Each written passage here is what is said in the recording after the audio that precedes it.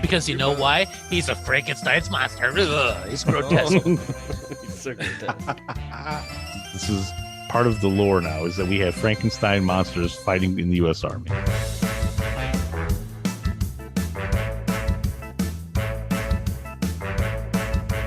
Boy, this is always a challenge. It's always hunting season. And then when it's always hunting season. Breaking news. What's this? With Donna Dooley.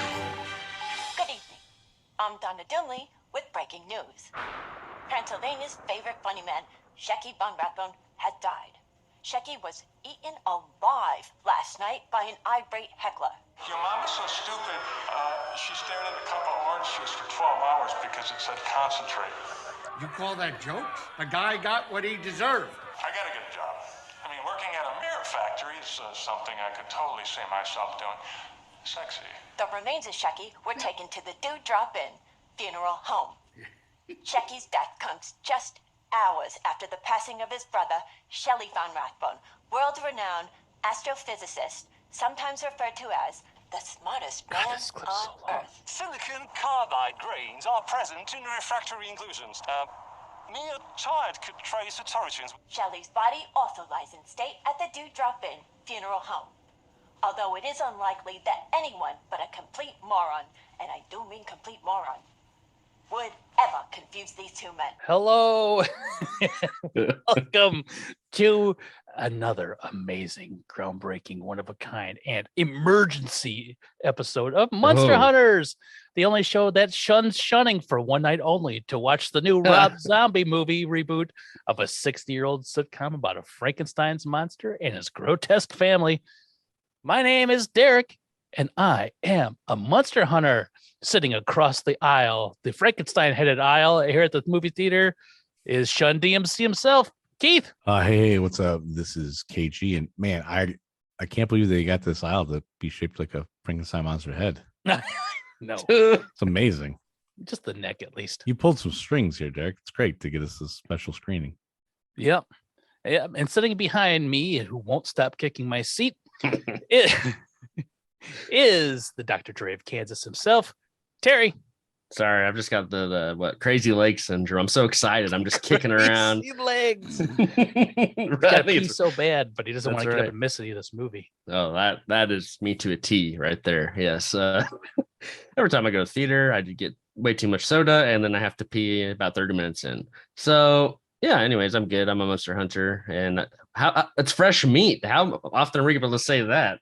Usually we're hunting ancient. Like digging deep into the ground, uncovering this dirt, finding some Munsters DVDs and just buried beneath the surface. But now, this time, it's like it came straight to us, young and virile. Oh my God, Young and virile.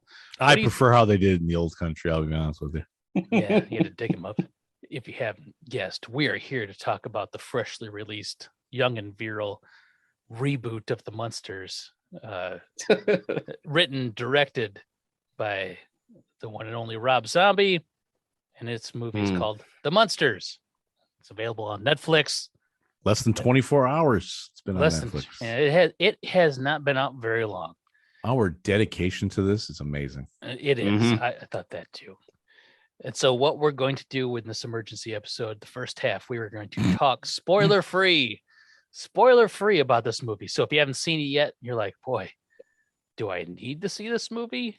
And you want to know without spoilers, listen to the first half. And then we'll give you a fair warning. And after that, put the kids to bed and pour yourself a glass of wine, sit down next to the fire and get ready for the spoiler full conversation. Because that'll be Munster Hunters After Dark. Munster Hunters After Dark, yes. That's another Patreon episode. I will say, though, I mean, if you're thinking, hey, the first half of this and then the second half we'll get into spoilers, and you go, man, normally a 22-minute episode takes them like an hour and 40 minutes. No, it's not. We won't do that long for this entire thing. No, we're going to forego almanacking and scumaing. We're gonna get right to the nitty gritty. Almanac. Well, I like it. Can I just I did do a little of a deep dive myself. Not Did you? like yes. So I don't know how familiar are you guys with like Rob Zombie's movies. Honestly, I've seen House of a Thousand Corpses, and that was the moment where I said, I think I've seen enough.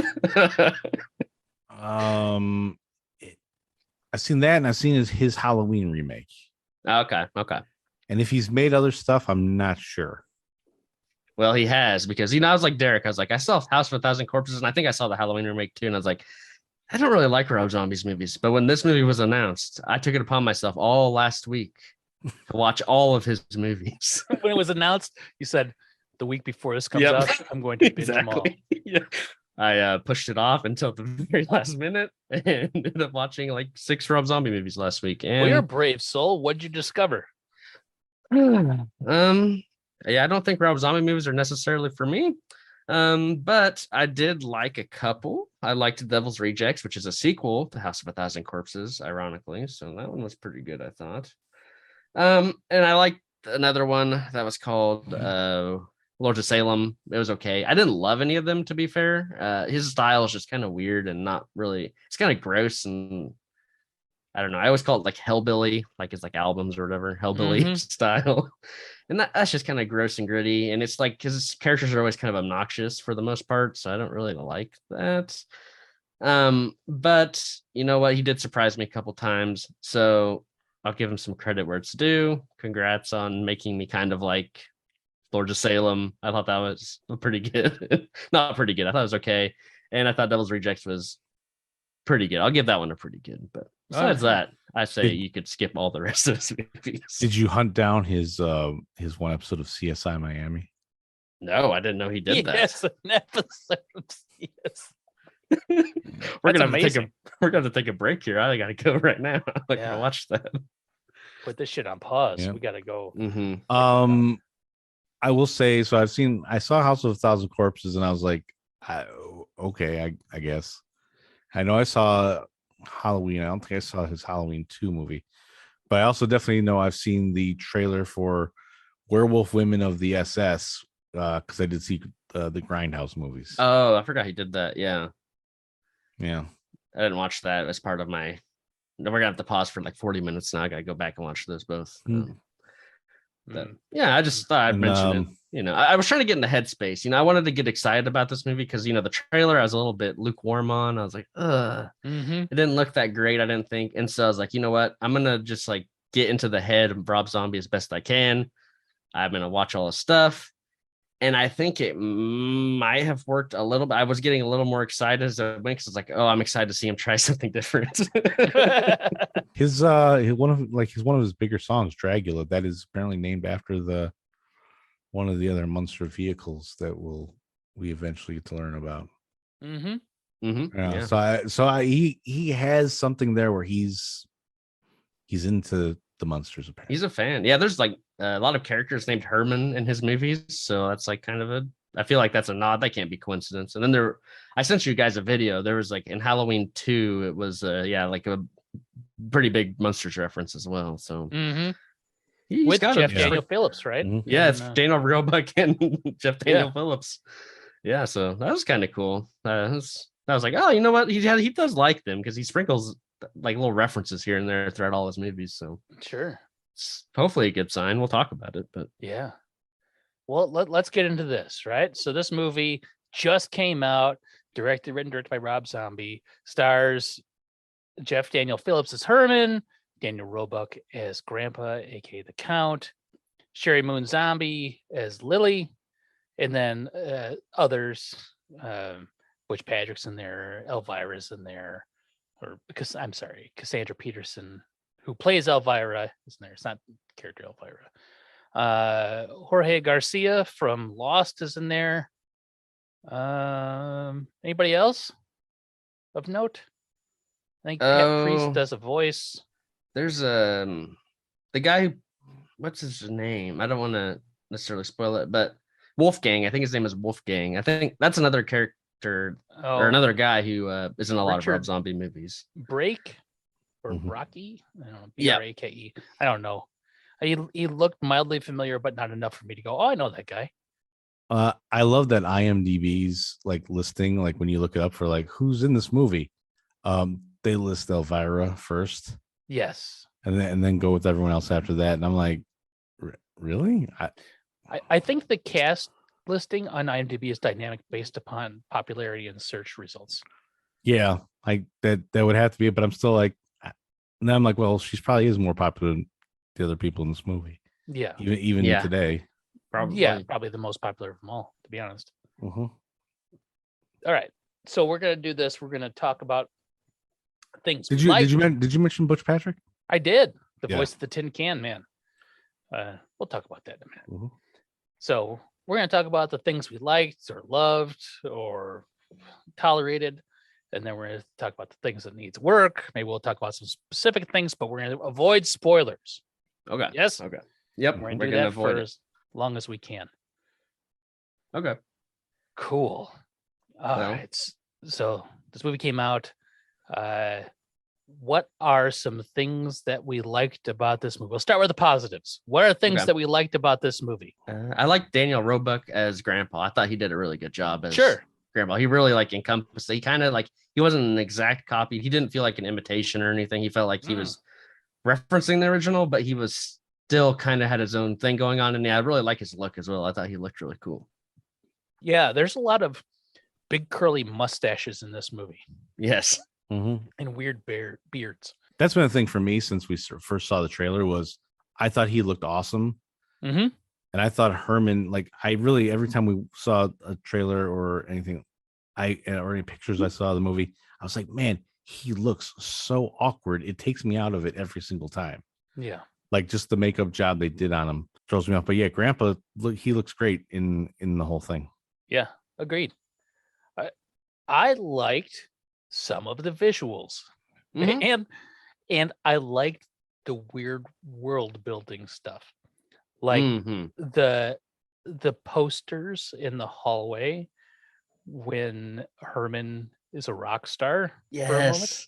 Yes. Like that stuff was really cool. I like that. I kind of like the lab to some extent. Me too. I like the lab or not the lab, but the inside the castle I thought was cool. Those visuals were neat. And even though it is like almost too campy, I kind of like the rubber suit monsters. Yeah. I agree with you. I the visuals were interesting because monsters are black and white. That's Mhm. kind of. But I saw a lot of complaints about like, why aren't they shooting in black and white? And I think most of the time that the colors, the crazy colors that he does, he actually pulls it off fairly well. I think it looks pretty good. Mhm. You can kind of tell that he had a pretty low budget. Yeah. But I think he hides it with all these crazy colors pretty well for the most part. I think he overdoes it a couple times, but For like, sure.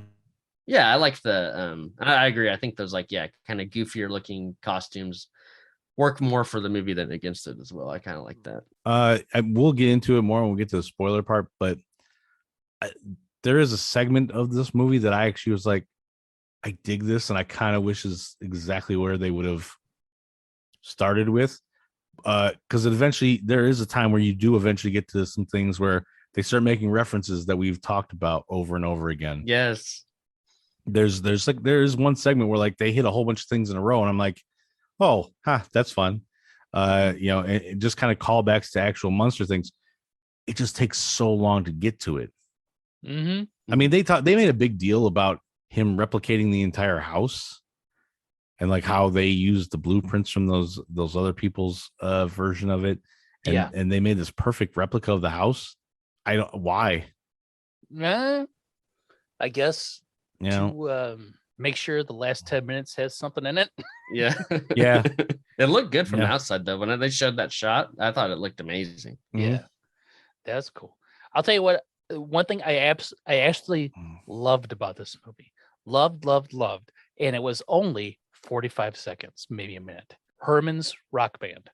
Yes. It was the most well done part of the entire movie. Wasn't expecting it, but I really liked it. Yeah. Mhm.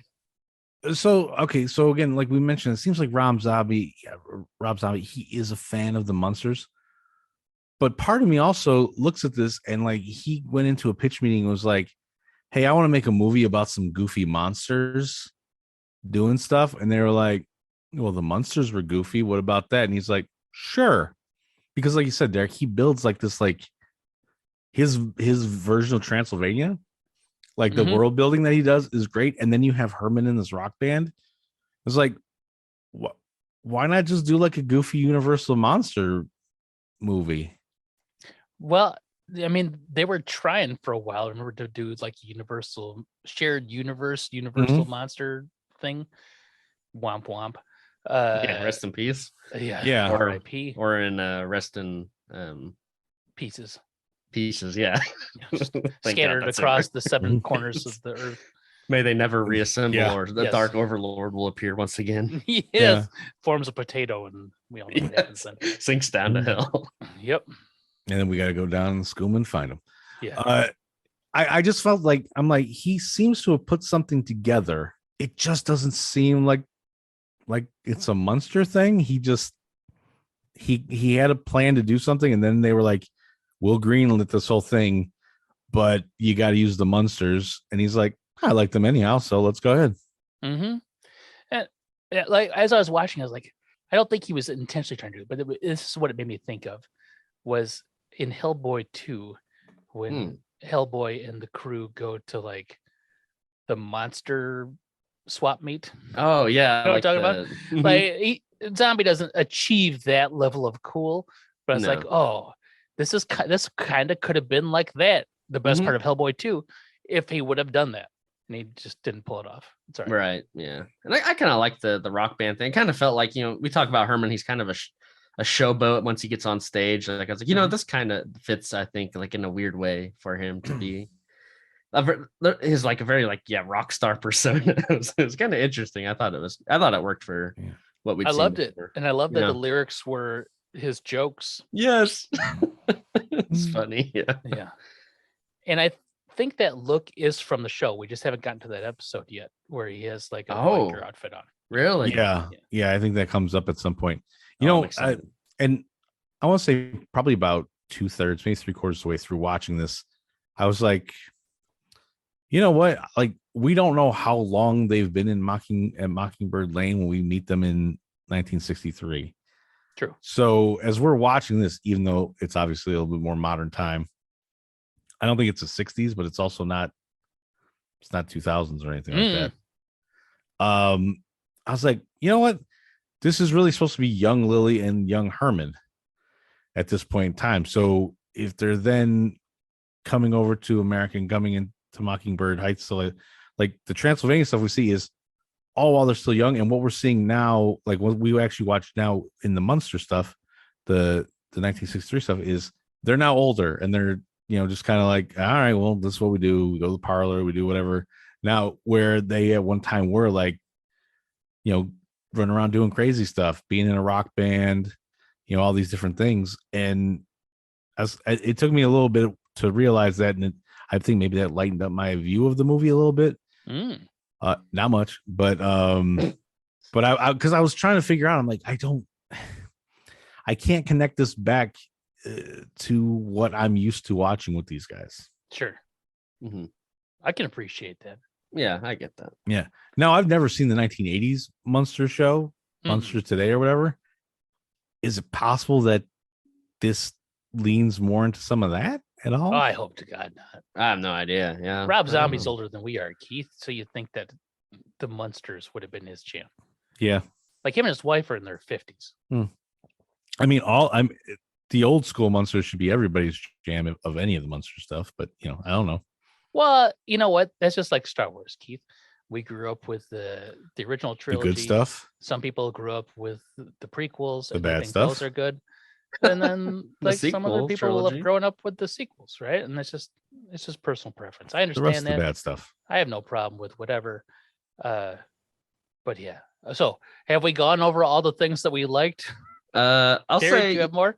Yeah, I'm gonna give it credit. I did think some parts were funny. I won't go into specifics because maybe we'll talk about it in spoilers or whatever. But you know, like we talk about some of the music. I thought some of the music was really weird, but it made me laugh for some reason. Like it was just so random. Like the Herman thing, and there's a couple other songs they played. I'm just like, wait, what? They're kind of funny. And there are a few other moments here and there. I don't think it's hilarious by any means, but every once in a while they do get into like a kind of a pretty funny moment here and there that I was like, okay, you know what, that felt pretty Munstery, and it was like more top of the line Munstery than some of the Munster stuff I'd seen. So it's Sure. like, okay, good for you. Yeah. Anything else that I liked, I will hold off and reference during the spoiler part spoiler. because Sure. yeah. All right. So now let's do this for the non-spoiler version of what needs work. Is this like middle ground, or like this can this go into bad stuff? This just be whatever it is. Okay. Yeah. This is the needs work is the polite way of saying. Then not uh, like Yeah. sucked. Oof. I have a laundry list. So Sherry Moon as Lily was horrible. I thought I did not like her performance very much. It was grating on me. It just whereas the grandpa guy Daniel Roebuck felt like he like really like fit into the character well. It felt like Lily was or Sherry Moon was trying to like squeeze into Lily, but it wasn't working. It just felt like an impression, and she wasn't really doing a good impression either. It was just For like sure. kind of annoying. That's what got me thinking of she's a lot younger than the Lily that we're used to seeing. Oh, okay. So she's just a little more she lively doesn't and know how to stuff. talk yet. Oh, that too, yeah. She's only 150 years old, Keith, in the movie. That lilt that she Yeah, keeps well, doing. hey, is- Derek, ugh. that's the new 100. Yeah, that's true. Boy, you know what, Derek? You have a laundry list. Why don't we go through yours? I'm sure most of things that Terry and I will That's probably end true. up picking on are probably on your list. So my needs work. Terry touched on that. The acting, just rough across the board. And when it's one person, you'd be like, oh man, that person just isn't very good. But when it's the entirety of the cast, Yeah. you're like, that's bad directing, right? It's gotta be. Yeah. If everyone acts as if they're reading off of a card like this and saying their lines, that is not good. It's not good. Yeah. I agree for the most part. I think, yeah, Lily's performance is the worst, I think, or Yes. Sherry Moon, who plays Lily, not the character Lily herself. But I think Jeff Daniel Phillips, he's kind of more in the middle for me. I think sometimes he's pretty good, and sometimes he's kind of falls into that same trap that Sherry Moon does. Mm-hmm. And then I think, yeah, a lot of the supporting cast. I was surprised that what's her name? The person who plays Elvira, she was like one of the better actors, I thought. No, really? Yeah. So the acting, which leads into the directing, which leads into the script, Yeah. is abysmal. Absolutely abysmal. I don't have any nice way of saying it. The story from A to Z, I don't even know if it's a story. It's not. That's my biggest complaint, honestly. It's like there's no like ups and downs. There's no like, There's arcs or like, it doesn't feel like it's building to anything. It just feels like he's like, well, here's how the Munsters got here, and here's how they did this, and here's how they did that. And then it's like, Then it became referential. Was there a need, like, because we are almost 60 years removed from when they were originally on TV, that there was a need to really establish who, like, their backstory and stuff? Because the whole idea of somebody's going to swindle them out of something still actually works. You just didn't need to set up But that the whole, like, you could have done a very quick part of that in like 15 minutes of like how everybody got together, and then dropped us into Mockingbird Lane very early on, and done something where somebody was swindling them out of the house or something like that. And you could have made that type of thing work there. And he went for like some weird like origin story thing. Yeah. My whole, and this was even before I even watched it, but even now more, is like when we watch the normal Munster episodes, we go through them, we poke a lot of fun at it, and we talk about things that we like. There's a lot of episodes that we don't care much for. Mhm. But I think a lot of that ends up also having to deal with the fact that it is from like the early days of sitcom. It was probably great if we were growing up then, as opposed to now. And so I think we're a little critical of that. You can't tell me that somebody other than Rob Zombie could have taken this, because I really think they could have had something if they had like a Guillermo del Toro putting something together, or you could pick some other, director and writer combo or something like that, that actually could have put together an actual really good movie using these characters. For It sure. didn't have to be super campy or anything. And I'm just like, how did, like, because you got the Wednesday Addams Family like reboot thing again coming out on Netflix in like another month or whatever it is, and that actually looks kind of it looks like it could be good, and it's got people who actually are like really good at making movies. Rob Zombie, as we were discussing in the beginning, he's not. This just seems like a huge miss by the like studio that helped put all this together to not get somebody to like really like create some, because you could actually have like sequels and stuff if you put together something good here. I think it's a huge disservice. And that's us not even like loving the Munsters show. We like it. We're not in love with it. And then they just went and did this. And I'm like, I don't understand anybody who would have looked at anything he wrote down and said, yep, just keep it rolling. Yeah, that's the thing. I don't think I'm guessing because the budget was so minimal, like how could they even offer input on it? Like, right? Yeah. I don't think they cared, just do whatever. Honestly, yeah. But the script and the story is so bad that you can't make good out of this. And it almost feels like a first draft. Like you wrote it down. There's no editing. There's no self-editing. There's no like brevity to anything. It is, every scene is minimum 5 minutes. Minimum.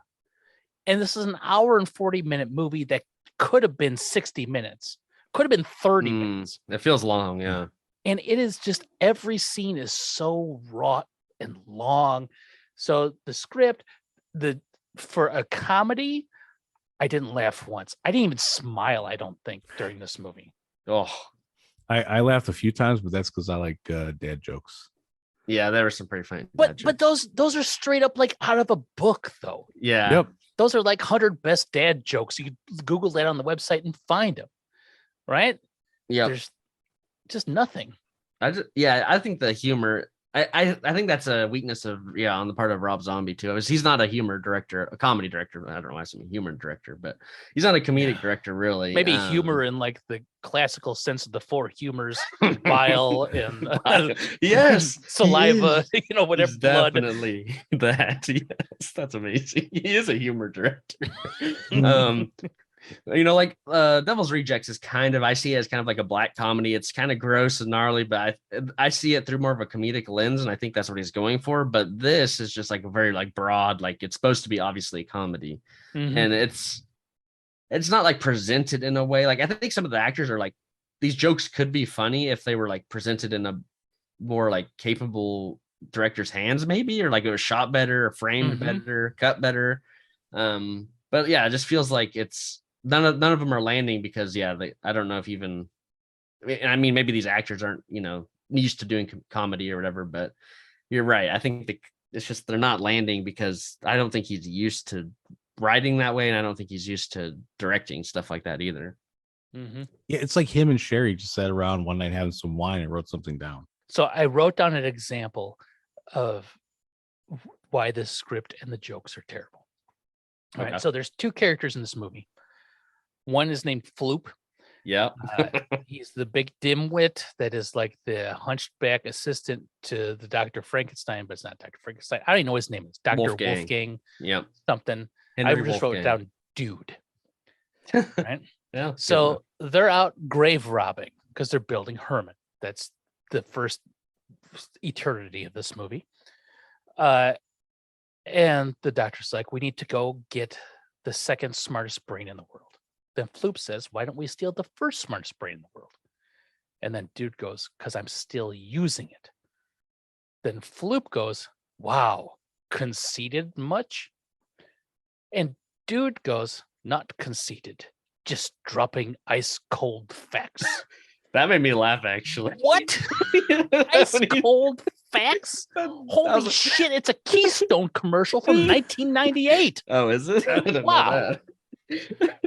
I was like, out of nowhere. I was like, wait, what? Oh, God. It was so bad. The dialogue was so bad. The jokes were whiffs. And then you said it earlier, Terry, if it was cut better. The pacing / the editing of this movie is terrible. Just terrible. So slow, so overwrought, so overdrawn. I will also say, Derek, you did nail it. Like when we first talked about the trailer and stuff. Mm-hmm. There is like a giant montage scene, and they showed us a bunch of those clips like throughout the trailer. The whole thing when they're singing the Sonny Bono song, and it's all those like little things, and they showed them to us in very clip form in the trailer, and you're like, oh, I bet you this all takes place over like 5 minutes, and it does. It does, yeah, 100%, 100%. This commercial, God, it feels like a commercial for Rob Zombie's commercial for Rob Zombie's Twisted Mind. From the Twisted Mind, it felt like a vision of the 60s from the 90s, packaged for 2022 with like some neon, and that was it. Like it wasn't anything to note, in my opinion. Yeah, it's weird. I'm kind of with I don't know, it's like, because there's two sections. There's like the section where they hang out in Transylvania for most of it, and they go to like normal society for a little bit too. And I really wish they would have just stuck with one, because it did feel weird. Like I don't know, there's just a lot of stuff like plot wise. It's like it feels too spread out. Like they should have focused in on one plot point. Like Lily meeting Herman, that's a great story. We could have just done that the whole movie, there's like a whole scheme afoot. Like we could have focused on that, but there's a lot more than that they focus on. For its detriment, I'd say. I mean, you could just spend 15 minutes introducing us to all the characters and montaging how they got married and just got us into something we kind of knew. Yeah, I wouldn't have minded if they just started off like a normal episode and like they're already at, Mockingbird Lane, no Transylvania needed, just like a normal feature-length episode or something. I think would have been kind of fun. But some of the Transylvania stuff was good though, so I don't know. Like this could be one of those things where like when they do those don't forget that one time, and they could have just kept flashing back to weird stuff all the time, I guess. No, didn't do that. And what's funny, Keith, is they did spend 15 minutes introducing us to the characters. Well, they spent 15 minutes introducing us to each one, so that was 45 minutes, and then the first 15 minutes of this movie are all here. No, but I'm talking like the whole thing, like they meet, get married, instead of all within like 15 minutes, and then and just get us all the way to Mockingbird Lane that quickly. Oh, I agree. And then roll the rest of it out. I mean, as we get further into this, I'll tell you, there's about 10 minutes once they get to Mockingbird Lane. I actually not loved compared to the rest of it. I loved it, but like I actually enjoyed, and I think again because I was like, oh, this seems like the Munsters. Mm-hmm. Anything else, Terry? I don't think so. I think I'm ready to move on to spoilers if you guys are. Yeah. Well, before should we give like our overall impression? We should give a score for it, because if you are listening to this and you don't want spoilers, now is when we'll give you the score. We'll give you the score. Yes. We'll give you our like 3 out of 5, 6 out of 10, Keith's 10 out of 10, and then pour a glass of wine, get some cheese. We're gonna get classy and we're gonna get down classy. And I'll go first. I give it a 2 out of 10. Oh wow. Okay. So 1/5 for the common denominator of that, or lowest common denominator. 1 out of 5. I was gonna say 3 out of 10 darns, but that actually might be a good score. But yes. I'm gonna go just 3 out of 10. 3 out of 10. Sure. Nothing else with it. I think I might give it. Okay, so it's weird because even if this is like some parts I noticed are bad, like it's kind of, for me it was like weirdly watchable, almost like even when it was bad, I was kind of like just enthralled with it, and I don't want to say necessarily no, so bad so good. It was just like, I don't know, it was weird. Maybe it's just because I was like, I've watched all these Munsters episodes and not just like Munsters, and like I wanted to see a modern interpretation. I was just curious to see where it would go next because it was moving so fast and doing all these weird things. I'm gonna give it my I want to give it a 2.5 out of 5. So that's what I'm going to give it. I think that's So what 5 out of 10, 2.5 Yeah, out of 5. Yeah. Maybe I was leaning more towards a 4 out of 10, but I'm going to give it a 5 out of 10, I think. So mid, right in the middle. Well, that's not bad. All right. Yep. I mean, so if and we're gonna put once this again, in the genuine algorithmic genuine, real algorithmic electro. we're gonna put this in the greatness meter. Yeah. It probably give us like a 2 crossover. 1.8 maybe. Yeah. It'd be lower than all our scores combined. Yeah. I will say too, like I said, I tried to put myself in a good mind space for that. And I think watching all those Rob Zombie movies, just all in a row so fast, also put my like bar incredibly low. So, it can only go uphill. So maybe that's also part of why I enjoyed it. It was just something different from him. I don't know. But I mean, enjoyed it in quotations. I'm very mixed on it, but sounds like I liked it a little bit more than you guys did. Every few minutes I went, man, the mini monsters are awesome. Really? They weren't that bad. I didn't think. You know what's one thing that is not spoilery that I need to point out that What? really bugged the absolute shit out of me? The only person in this movie that is not white, the only actor, the only non-white character in this entire movie is a down on his luck werewolf that tries to cheat everybody with his like slick street whatever. No, yeah. Lester, I love Lester. Lester's my favorite Munsters character to date still. Still, even And after this? not anymore. We've only had him for like a brief moment in the show. Yeah. And his version of whatever, I hated it. It was grating and skin crawly. I didn't like it either. Yeah. I didn't feel like he needed to be in the movie at all, honestly. No. Like, because get that's such a B plot. It's not even a B plot. That's like a D plot, and it's such a poorly structured story that it makes you think it's the A plot, but it's not, because the real story is Herman and Lily getting together, and Grandpa should be the villain. Yes. Right, but he's not. He's not. Yeah. Yeah, and like, they even make in it the trailer. They do that. They hint at you in the trailer and say, "We got to get rid of this." This idiot Herman Munster. That's the story, and it's but in he there. doesn't. But he doesn't actually try. No. We'll talk One about time. his attempt. We'll talk about his attempt because Yes. I really want to talk about that. Yes. All right. So that's it for the mostly 99.9% spoiler free. If you put a HEPA filter in our podcast, it'll probably get that like 0.1 spoiler that made it leak. Yeah, there might have been one that got through, but you know what? That's I'm gonna go and say I don't think this is like a spoiler. Like, it's hard to spoil this, I feel like, because it's so broad. Yes. It's not like there's any like big twists. Like, you can probably guess where it's gonna go, like, kind of, from watching it. Like, it's maybe there's no big revelations or anything like that, or like, oh, I can't believe they were setting this up. It was like, no, it's like, okay, it's pretty obvious once they get to a certain point. It's like, okay, I get exactly what we're doing here. there was a point. Well, we're into spoiler territory. So how do I want to do this? I actually kind of wrote down notes for this movie as it went on. Okay. I did not do the typical Munster Hunters breakdown. Okay. But do you want to just start from the top and work our way through? Sure. Yeah, let's do that. Yeah. Let me grab an extra water real quick. Yeah, do that.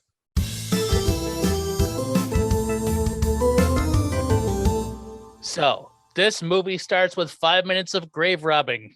Yes, with a zombie that's walking around. I thought this was Oh. Grandpa at first. God, Yes. it was so I stupid. did. I thought that too. It was so stupid.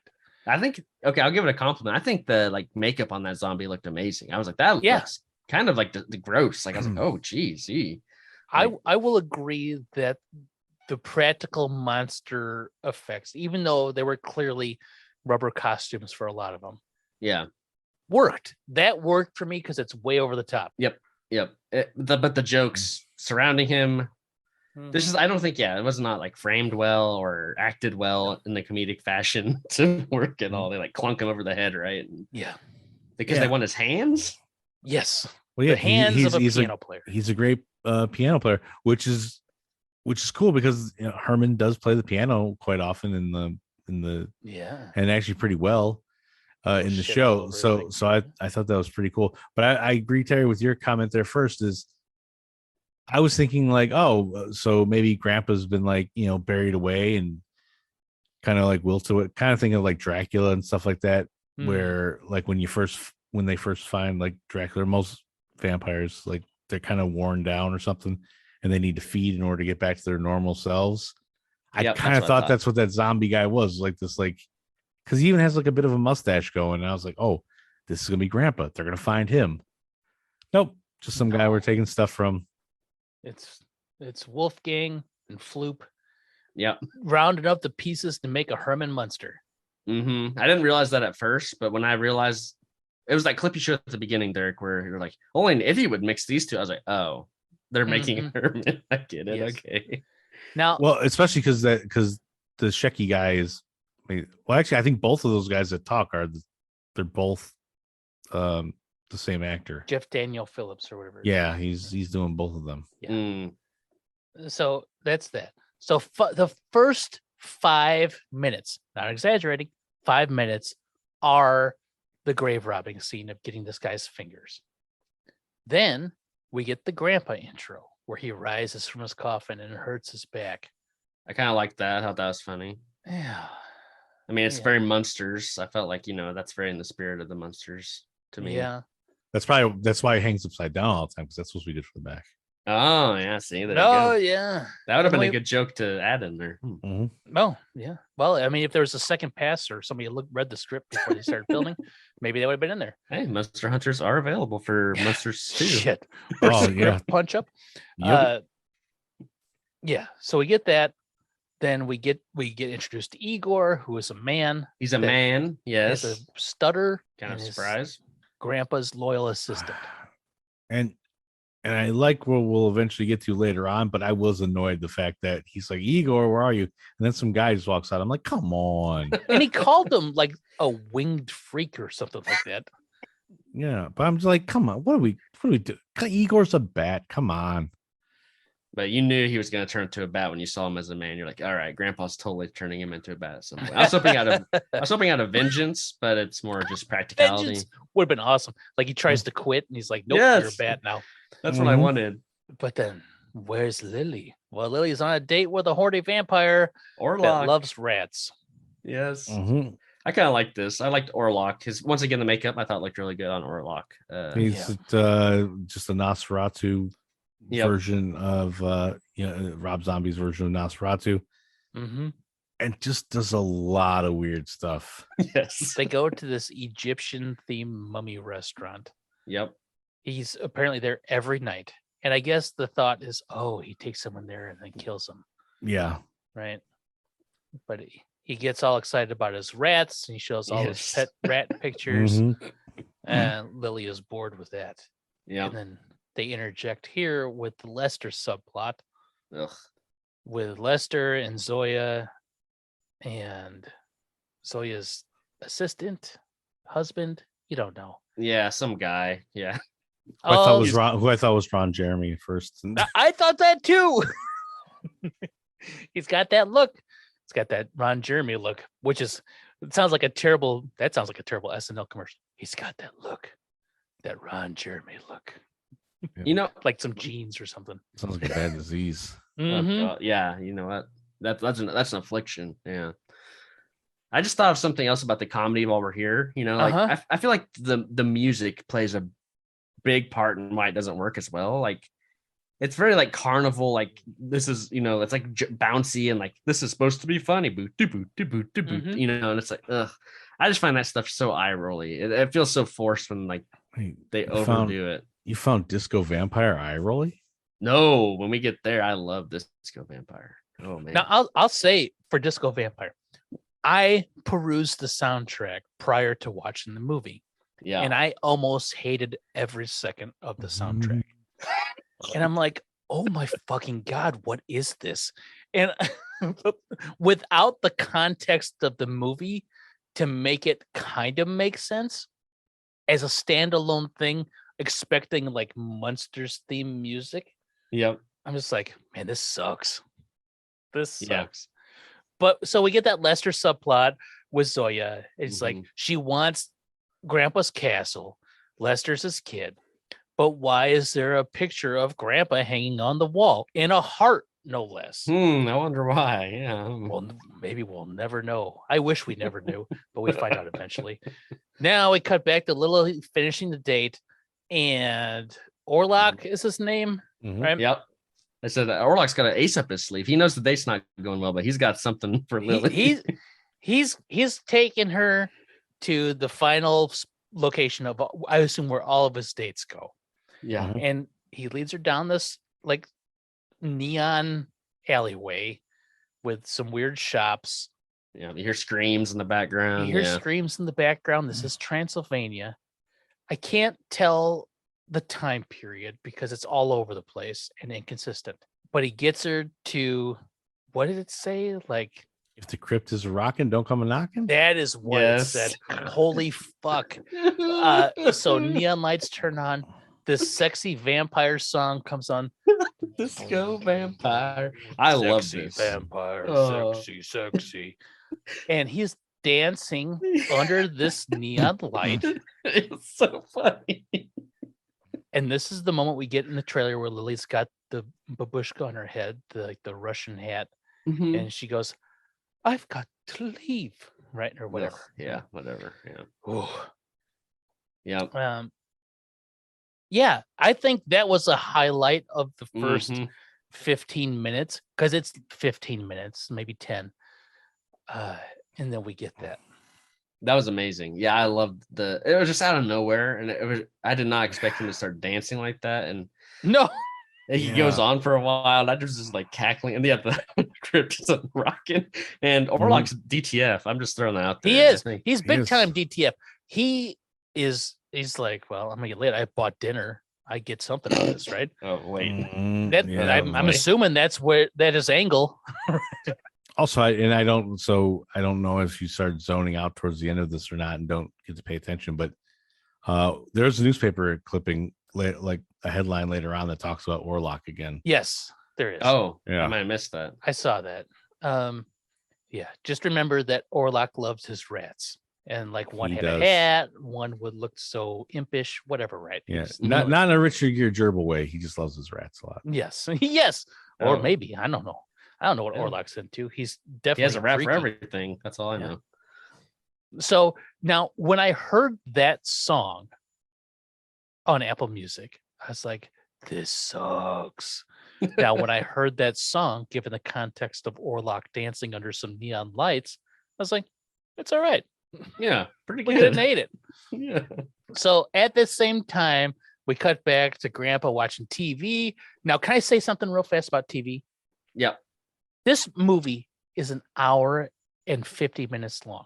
They spend 5 minutes showing us classic TV. Yeah, that's probably true, actually. They keep showing us Abbott and Costello, Woody Woodpecker, Leave It to Beaver. Like, I get what... Oh, is that what the other one was when they all had the shirts? Yeah, that was another one. I don't know what that show was. There were so many points where people are watching TV. So I'm watching TV of people watching TV, and it's old fucking TV I don't want to watch. Yeah, I agree. They do too much of that. And there's too many like weird, like, television speaks, like the clip you showed at the beginning. Like, it's just like, ugh. And that's where we're at right now, because Grandpa's watching TV, and then there's breaking news. Dead Shecky Green comedian, whatever his name was. Shecky Rathbone and his astrophysicist brother or whatever, dying on the same day, both in the same funeral home, and you'd have to be a complete moron to confuse them. Yep. And that's when I realized it's Herman. We're getting Herman. Yeah. And that's when we get the conversation that I wrote down earlier. Why don't we steal the first smartest brain in the world? Because I'm still using it. I am. Like, I don't understand these characters and how they act. And then that just dropping ice cold facts. Oh, God damn it. I want to like Floop really bad, but his performance just isn't that great, I don't think. Like, he could be good. I think in the right hands. Maybe it's a directing thing too, like you said. It's 100% directing. So like there's moments where it's like he is kind of funny, but it's just not working at the same Yeah. time. So I don't know. So now the next 9 minutes, I counted out on the Netflix timeline. Did you say 90 or 9? 9 minutes. Okay. But that's a lot of time in a movie, right? That's Mhm. not that's 10, 11, 12 pages of screenplay. Grave robbing, where we get the wrong brain. The Herman creation, spliced with Lily lamenting loneliness because she's come back. She doesn't like Orlock or whatever. And then we get that whole like Dr. Frankenstein trying to fire up Herman. Nothing happens. And Mhm. then we get the see, this is the Rob Zombie comedy. It's alive. And he turns around. Oh, because the doctor thinks Herm's alive. And then Floop's like, no, my pet cockroach George or whatever Yeah. is alive. Fuck that. That is so stupid. Yeah, I didn't like that either. I liked the montage before that with like all the like crazy colors and like Yes. the spinning things behind him. That was all good, I thought. All the stuff was actually like, I hate saying things in movies are fun, but that was literally kind of fun. It's like, oh, here is an actual practical set. It looks like they built this out of cardboard and like modeling clay. And I'm like, I can dig that. It's kind of fun in that regard. It felt like he was going a little nuts, and I like it felt like off the hinges in a good way, where he was just like doing some crazy stuff. Yeah. Floop's just eating a burrito. Yeah. Yes. Like that whole scene, not good, totally long, way too long. Too long. Yeah. I felt there was at least one very Munster-esque joke in there when well there's two jokes that I liked that I kind of thought were all right. But the first one he's like, it's alive, and he's like, shouldn't it be breathing or something in order to do that? And he's like, oh damn it. So I kind of like that seemed like something that like, but he didn't insult them. He's like, thank you for your insightful and blah blah blah blah. Like that Dr. Wolfgang, I did not like at all. But that felt like a line somebody would have said in the Munster. Oh, sure. The other one that I personally liked was when they're trying to think of a name, he's like, Munster, like the cheese. I knew as soon as that happened, I was like, that's Keith's moment right there. He's into this movie right now. That was amazing. Oh yeah, that got a whole extra star from me. Yeah. Keith gave it, what'd you give it? 4 stars? 3. So if it wasn't for the Munster cheese joke, yep. Herman Munster. I'm not going to name my creation Munster. No, I said Munster, like the cheese. He's eating a sandwich. Oh, womp womp. That actually gets a womp womp. Oh, yeah. I'm more like how about more excited like a womp womp? No womp womp. That's womp. How about just oh well? Yeah. Oh well. That seems fitting. So we get that 9 minutes. That's 9 minutes of movie. That's a ton of movie. That's a tenth of a normal length movie. And doesn't feel like the plot started yet at all. Yeah. Nothing is started. Holy smokes, it sucks. But the doctor is like, I can't wait to we won't let him speak now because that wouldn't be funny, right? We need to unveil him to the world first. Yeah. So we get a breakfast scene, which is very Munstery. Gotta have a breakfast scene. Count, Lily, Igor, they're eating breakfast and they're watching Good Morning Transylvania. So again, we're watching people watching TV. That guy, the Good Morning Transylvania guy looked like Buddy Hackett. And if you don't know who Buddy Hackett is, Google Buddy Hackett, then go to that scene. And you'd be like, I think it's the same guy playing it's Grandpa. Yeah. Oh, very possible. But the makeup made him look like Buddy Hackett.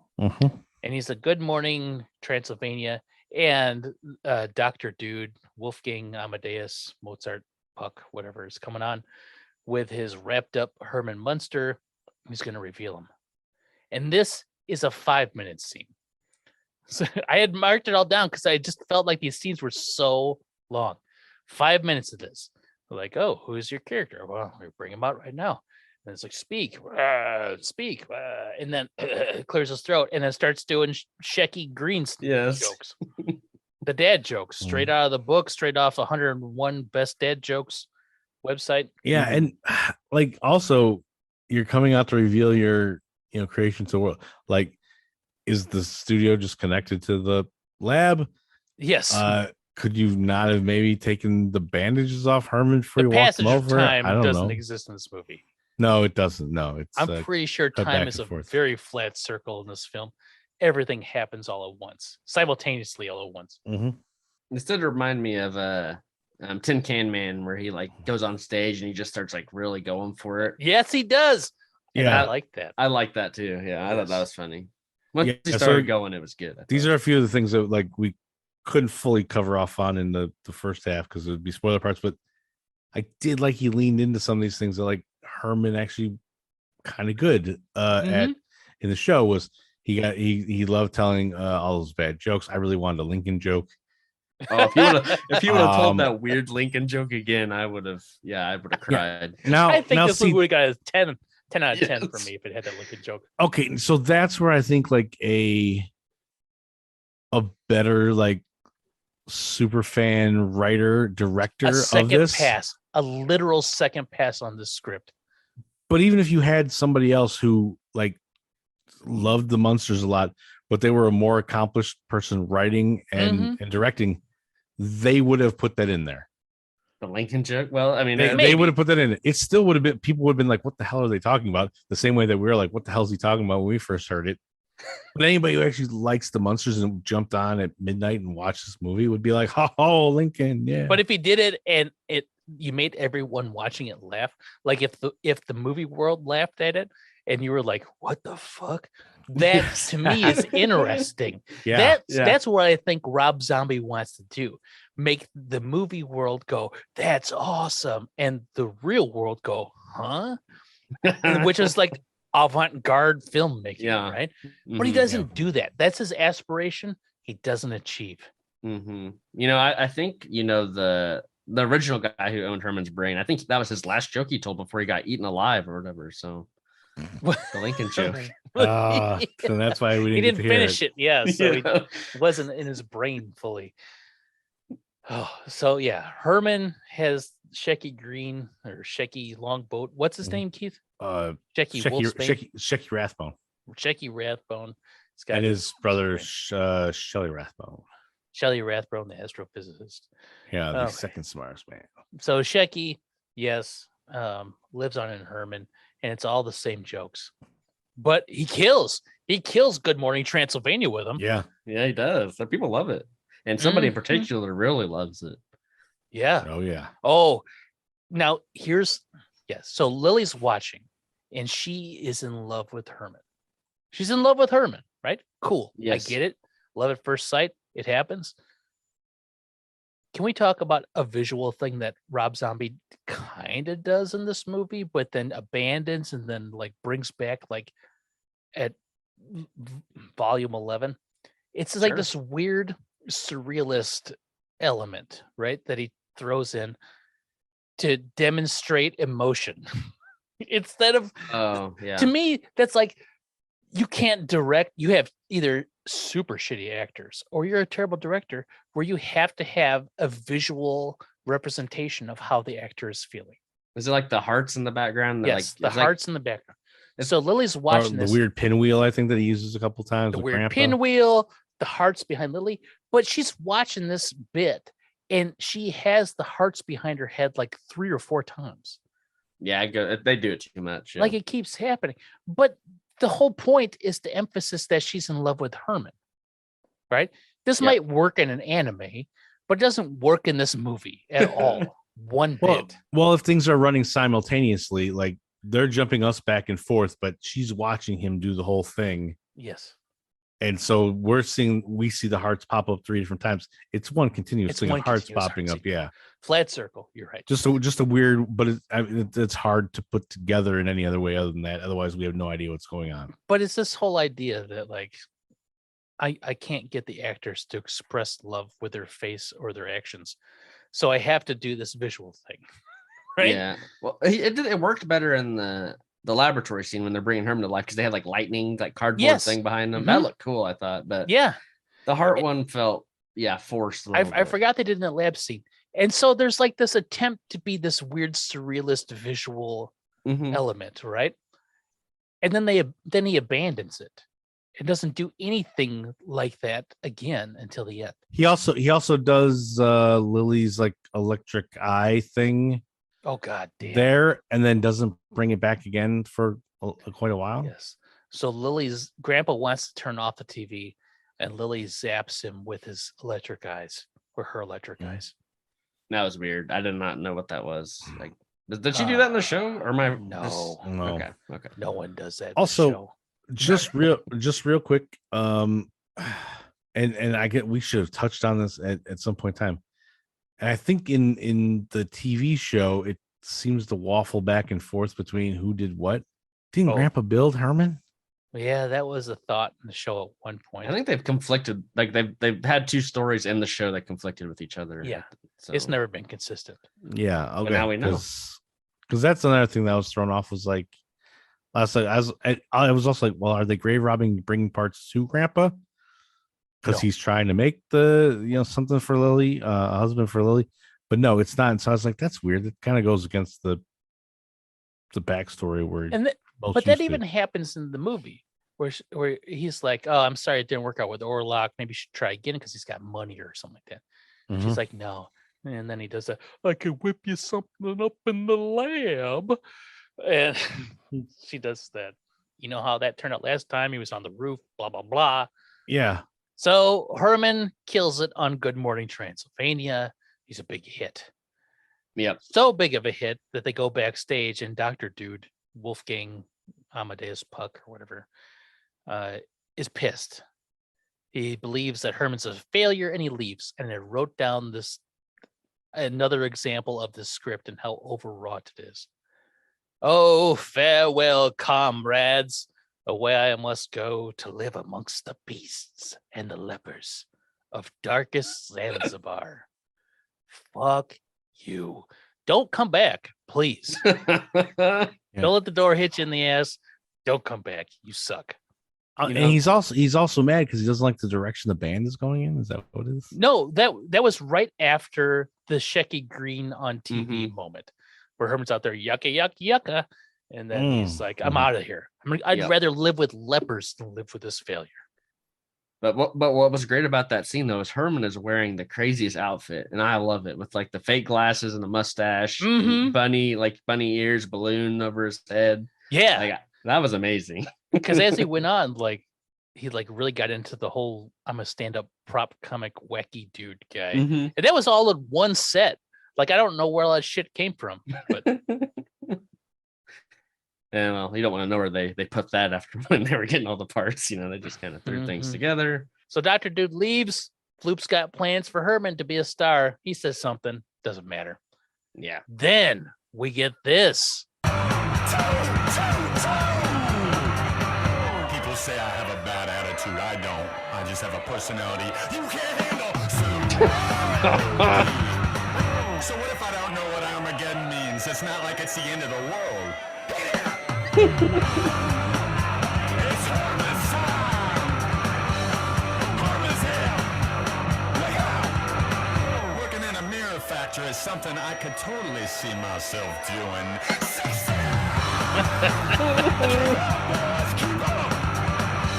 He's got like skeletons playing the bass, like a greaser skeleton.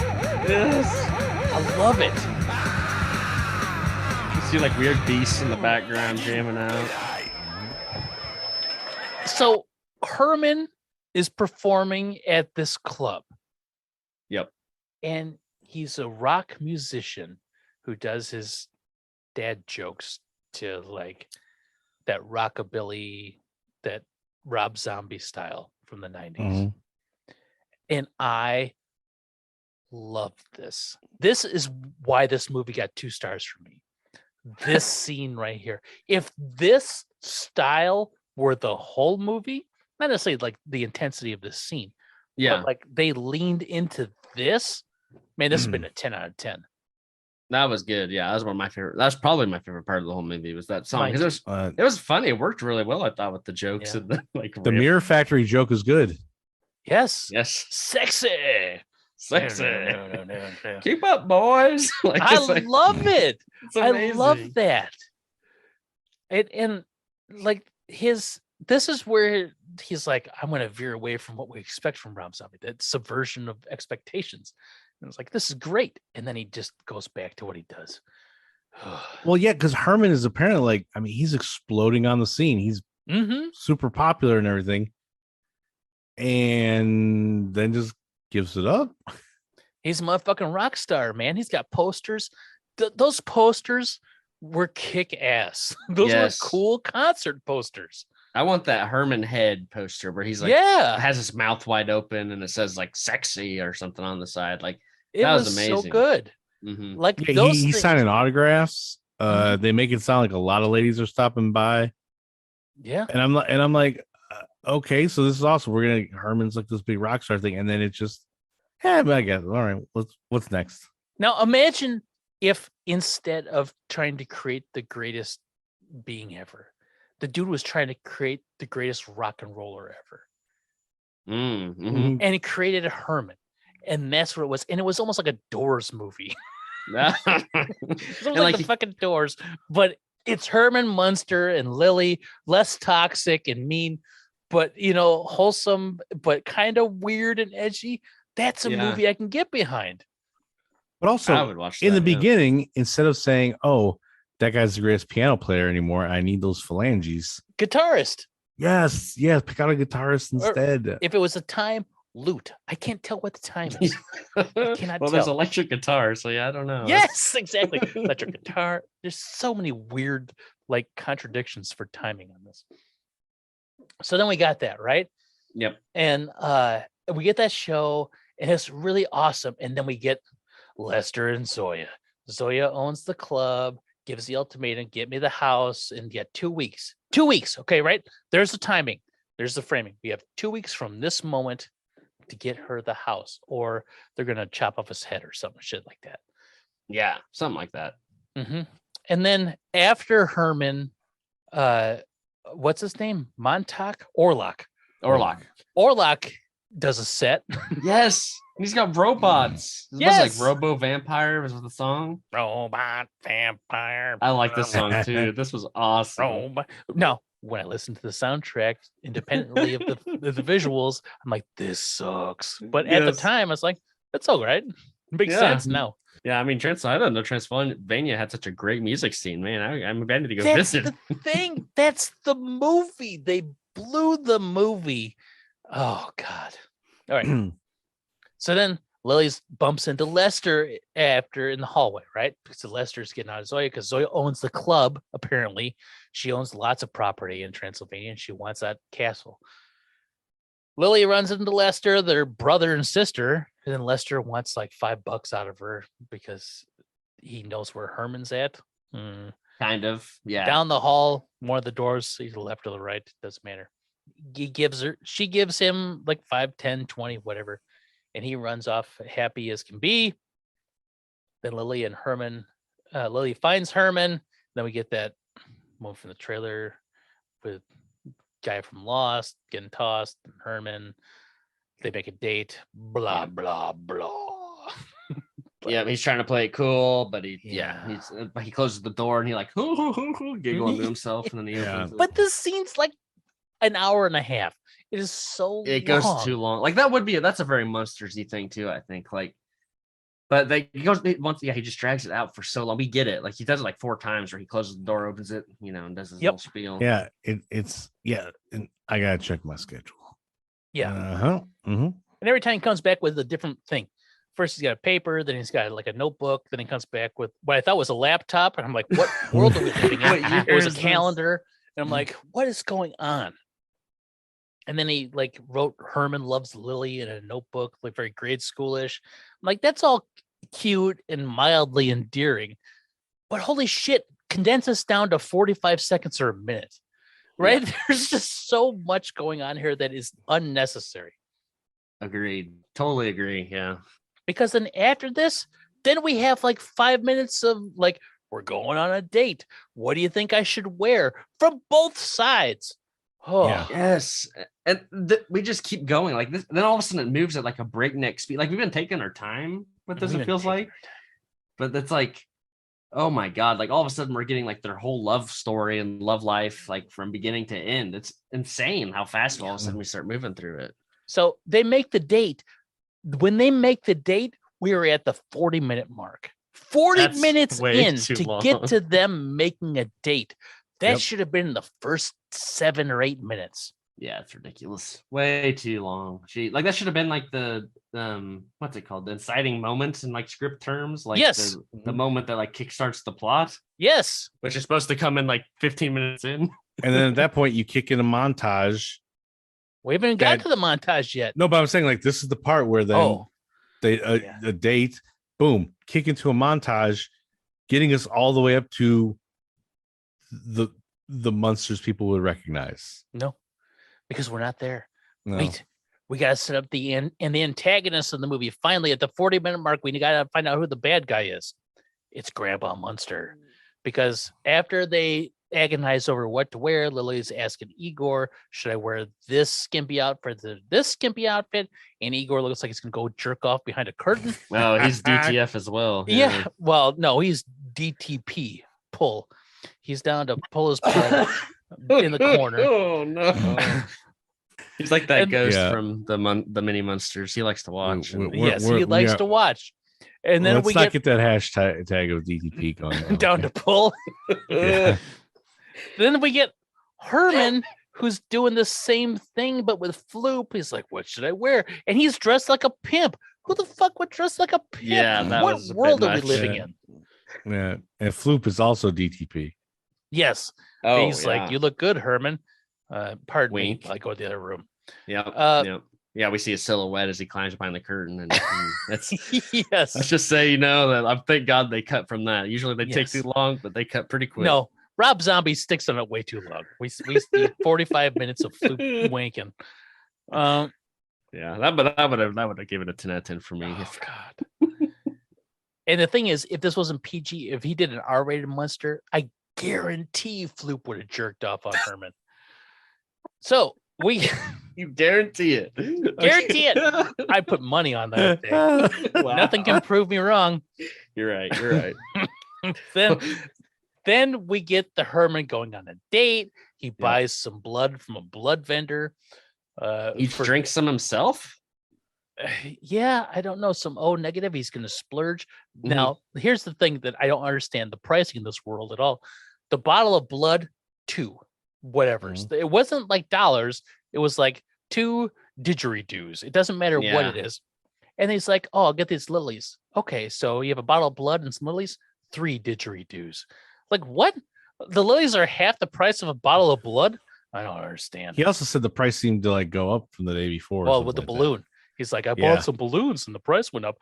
Inflation, am I right? Nah. Oh That's crap! real I put that one on my mind. Crap. Dad yeah. jokes. Dad That was jokes. good. That was good. I didn't see it coming either. I thought that was funny. Yeah.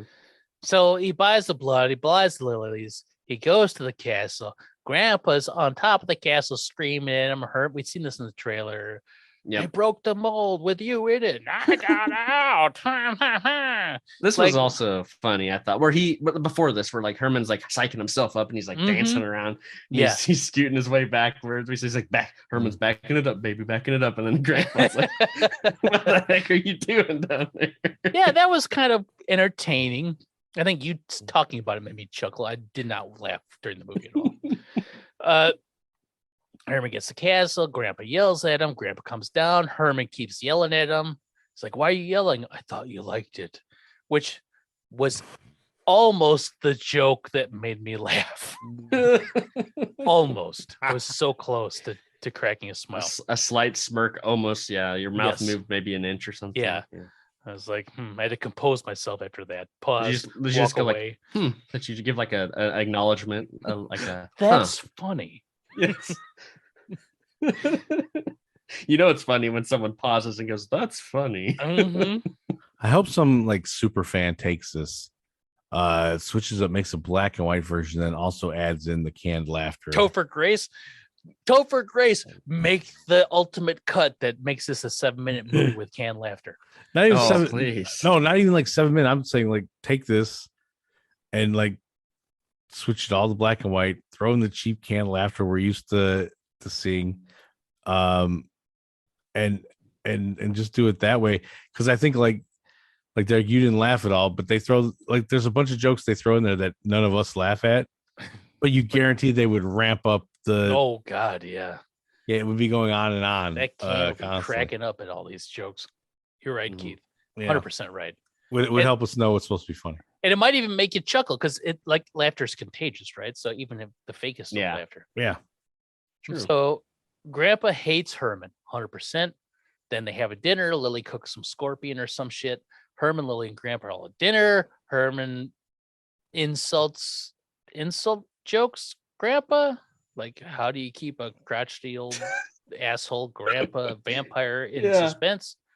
I'll tell you tomorrow. And then we get the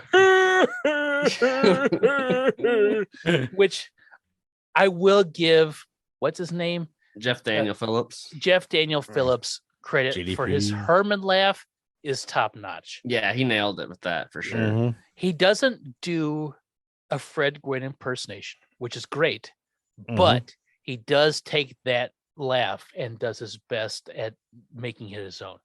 Mhm. And that one was all right. That's a good choice, yeah. Because I mean, that laugh is the iconic thing for me, for Herman. I love that laugh, and I'm glad he like tried to do it himself too.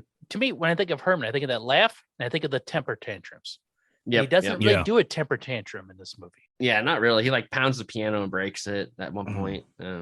But he doesn't really get mad, I feel like, at anything. No, he does not. And then Lily tells Herman, let's go on a walk.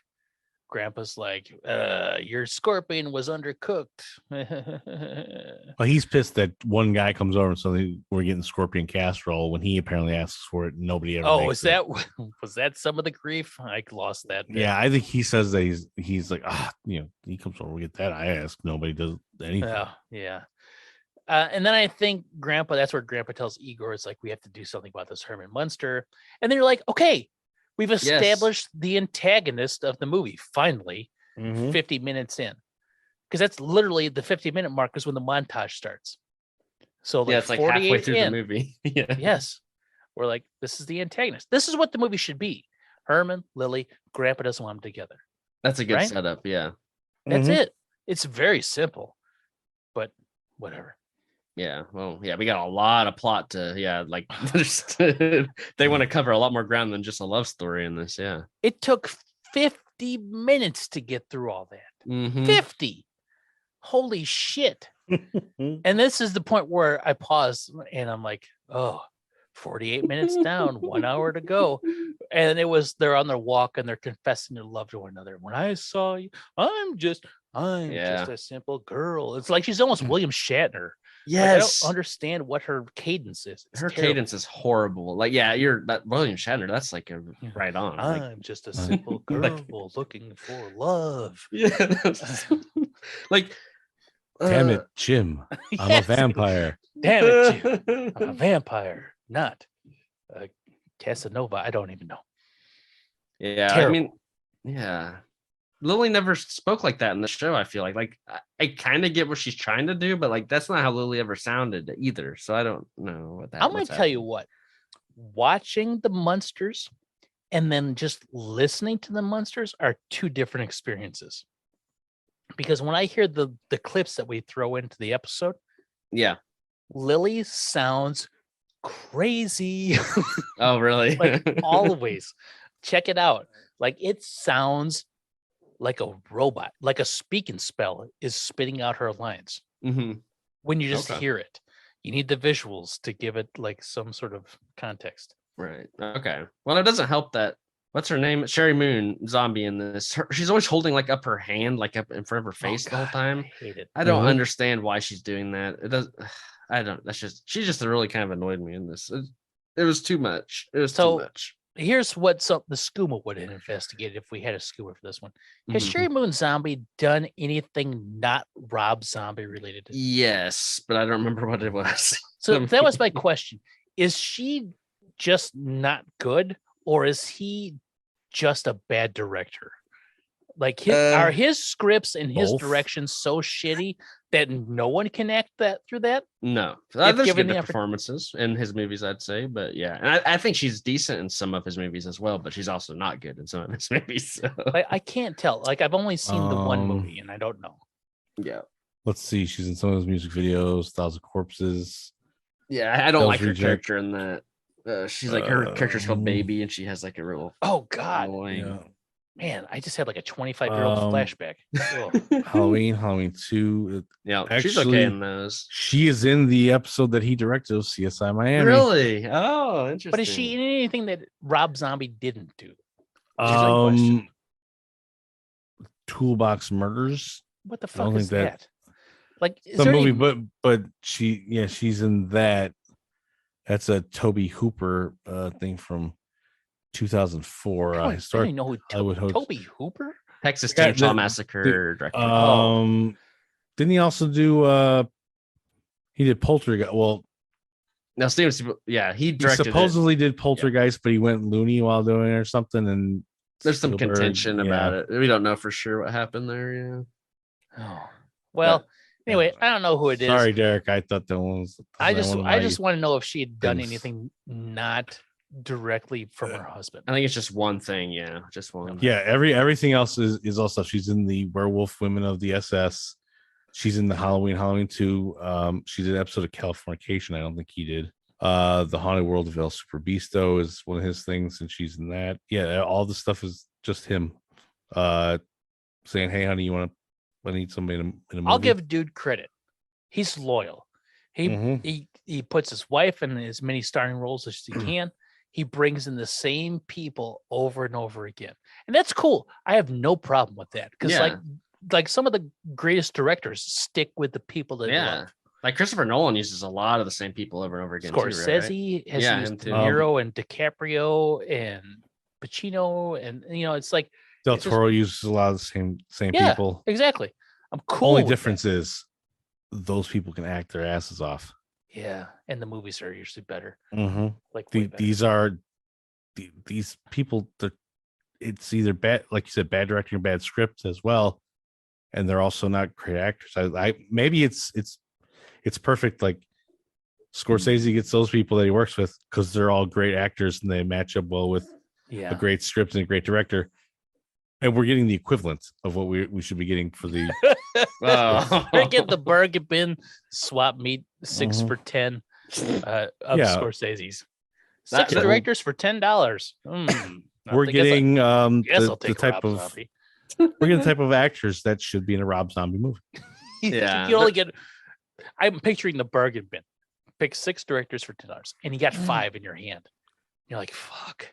Well, it's a swap meet. I can negotiate now. If it's 5, they're $5 a piece. It's $25. But if I buy 6, it's only 10. What's Mhm. the 6th one I get? I guess Rob Zombie. I I'll just guess take so. it. Fine, just take it. It saves me $15. Yeah. Maybe I'll sell it online or something. There you go. Yeah. I think there's some good performances in his movies, but I think it's Yeah, you're fresh. yeah. You've I watched would them all. I would say that he's got like I don't know. I think Jeff Daniel Phillips does pretty good. Usually he doesn't have like a big role in his other movies, but I always thought he did good in those. And I mean, I don't know. I think it's mostly a zombie thing. I mean, in this movie in particular, like there's so many bad performances that it's like Oh God, hard they're to all bad ignore. performances almost. Yeah. Whereas in all those other ones, like there's like good stuff at least sprinkled in. Like you can tell that some of these actors are good. Like the guy who played Wolfgang, the guy you hate, Derek, that you're glad good riddance. He's pretty good in 31, I think. He's like a weird villain. He's very underutilized, but like his performance is all right. Like I don't know. It's just weird. Yeah. Of all the performances in this movie, he is like top 5%. I just don't like his character. Right. Like dude is fine. He does a Mhm. nice job with what he's given. It's Mhm. like making chicken salad out of chicken shit. And like you only do so Right. much. Mhm. And that might be what a lot of those actors are struggling with in a lot of his movies, I think. Yeah. Now you're fresh from him, Terry. Yep. Has Rob Zombie made a movie that wasn't tedious? No. I would say that Devil's Rejects is the closest. Devil's Rejects is the closest that I would say he got to that for me. Oh my God. But those characters are so obnoxious that it's hard to like. Sometimes, like I think it's supposed to be a comedy, but like he goes so too far. It's a really dark comedy, and sometimes it's like, that makes me a little uncomfortable. Okay, you pushed it too far. It's kind of gross or whatever. But So it's hard to like, because that is tedious. And it's like, oh gosh, okay, let's get on with it and stuff. But I don't know. Yeah, I would say that's another thing of his is that, yeah, it's just kind of, he's a kind of a grimy, gross, you know. I mean that as, I guess, a compliment. It's a humorous. Yeah, he's the humorous. HUMORS. Yeah, I would say he's got a particular style, and I know people do like his style. I've got a friend who likes some of his movies quite a bit, and it's just, you just got to be into it, I guess, like the grungy, you know, the dark, nihilistic, gritty, hellbilly, whatever you want to call it, esque thing. Yeah. That's just kind of his niche, and some people dig it. I think he that's another thing, you know, kudos. You said he's loyal. He knows what he wants, and he does it consistently almost every time. I'm 100% down with him bringing the same people around because he trusts them, he likes them, and they all enjoy one another. I just don't think he's good at it. Yeah. All right. And I also say about Rob Zombie. If Rob Zombie didn't come up in the 90s, let's say he came up now, he'd be nothing. He'd be and also ran with a YouTube channel. The only thing that made him like hyper popular was Beavis and Butthead. Oh, really? Beavis and Butthead were like, who was a white zombie video, like, yes, this rocks, and they danced to it, and it was in like 10 episodes, almost to the point where it felt like there was intent to it, you know, like an A&R was behind that or a record label. Mm-hmm. And if it wasn't for that, I don't think Rob Zombie would be the Rob Zombie. Like, kudos to him for taking a Beavis and Butthead approval, which was a big thing at the time, and turning it into a 40-year career. Kudos. No problem with it. Get your bag. I'm cool with it at all. But I think that if Rob Zombie was 22 years old today, trying to do his shtick now, nothing. He's also ran, like, he's got a SoundCloud, hoping for a viral tweet. His music's very timely. Yeah. He's kind of like us, the SoundCloud and the viral tweet. Yikes. Needs a viral tweet. All right. So we are at the 50-minute mark. Okay. You know what? Actually, so Derek, you mentioned like he made this career go for a while. Yeah, he did. But he transitions. It's still going, man. Yeah. Like he transitions to director and everything. Like, what's the like his discography? Like, I guess he just had something in 2021. I have no idea. Yeah, I mean, I like some of his older songs. I'm a kind of a zombie music fan. I like the classics like Dracula, Super Beast. You know, I didn't hate that White Zombie album, and I didn't hate that first Rob Zombie solo album that had Dracula on it. Yeah, I was like, okay, but you know what Dracula was? Now this might predate you some, Terry, but back in the day, they used to have these things called used CDs stores, where you could go and sell your CDs. Oh, I love CD stores back in the day. Yeah. Oh, God, they were the best. But if you were to go alphabetically and you got to the W's, there were so many White Zombie albums in there. And there were so many in the Z's, the Rob Zombie albums, like hundreds of them. Yeah. You're like, oh, they're all $3 because people like me got them from like Columbia House or BMG or whatever because they saw the one song and then we're like, oh, they're not all like that. Yeah. That's disappointing. I only like his hits. Yeah, I don't really think I know much of his like. Yeah, deep cuts. Deep cuts. Tough. Yeah. I mean, Dracula and Living Dead Girl, those are his two best. They end up number 6, number 7 on the U.S. charts. Living Dead Girl, I forgot about that one. Yeah, that's a great. That's one. The highest they got to. But after that, like I don't think I know any of the rest of these. He's a super niche artist, though, isn't he? Though, like he has his fan base and his fandom, and I don't think he outreaches to new. Right, this would be like the biggest attempt at it, right? Mm-hmm. Like, oh, it's a PG with Rob Zombie music kind of shoehorned in. Yeah, well, I guess you also have to throw in you'd also have to throw in the White Zombie stuff as well, because that's a couple more albums that are in there from like 92 to 96 or something. Yeah, that's the early 90s. Then he goes to just being Rob Zombie, and then someplace along the line, I mean, he just barely does music, but he makes movies after a while. So I mean, he hit the 777s on the slot machine and got in his game to do a lot of stuff based off this. 100%. And he got a bestseller book. He's got a book. Come on. Yeah, Lords of Salem's a book he wrote, and then he made the movie of it. Man, good for him. 100% down with it. I just don't dig it. it. It'd be weird if we looked up and turns out he's got an EGOT.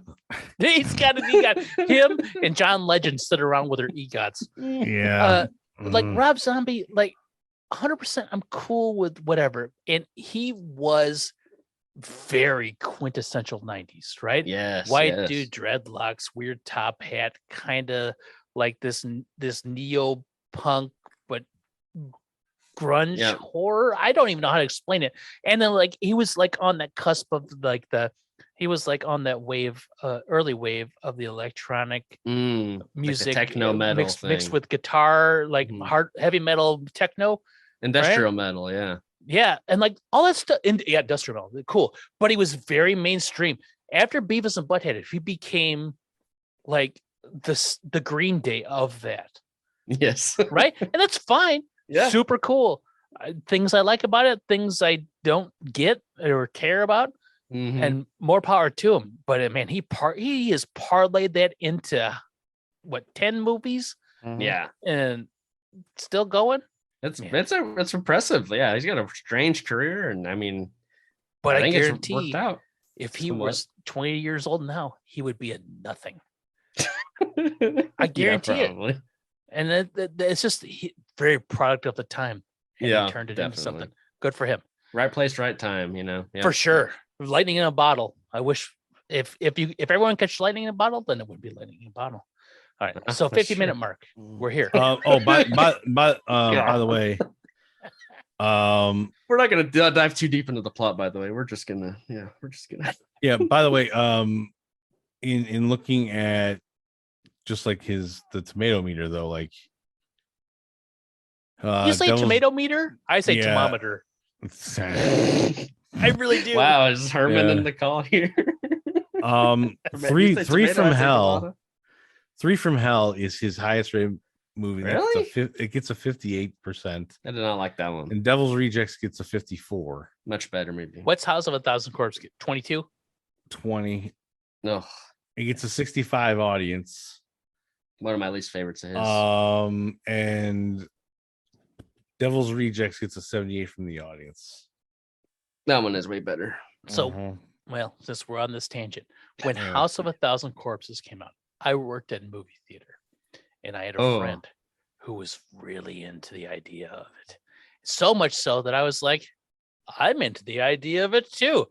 Like, you've convinced me, dude. Like, your hype for what this could possibly be has made me hyped. I'm like, I don't even like horror movies all that much, but it's Rob Zombie. Is this Jay? No, it's not Jason. It's Anthony. So I'm just like, all right, yeah, let's do it. Let's do it. So when that movie came out, this was back in the days of film. I worked in the projection booth. We had to like build the movie, right? Like to Mhm. splice the reels together and put it on a Oh, platter. And then that's you have cool. to watch it. This was our Thursdays. It was the best. $5 pizza, get like 20 wings for $5. Sit there and watch like 3 straight movies to make sure they were built correctly.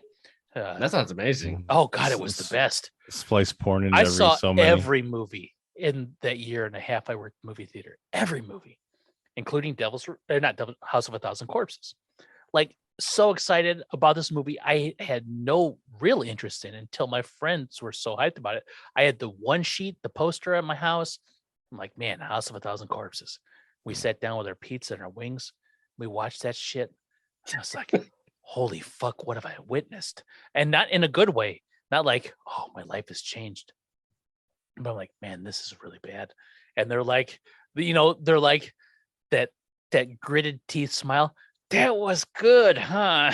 Like trying to convince themselves and everyone else that it was good. Yep. And that was the last one I ever saw Wow. Ever. Well, until today.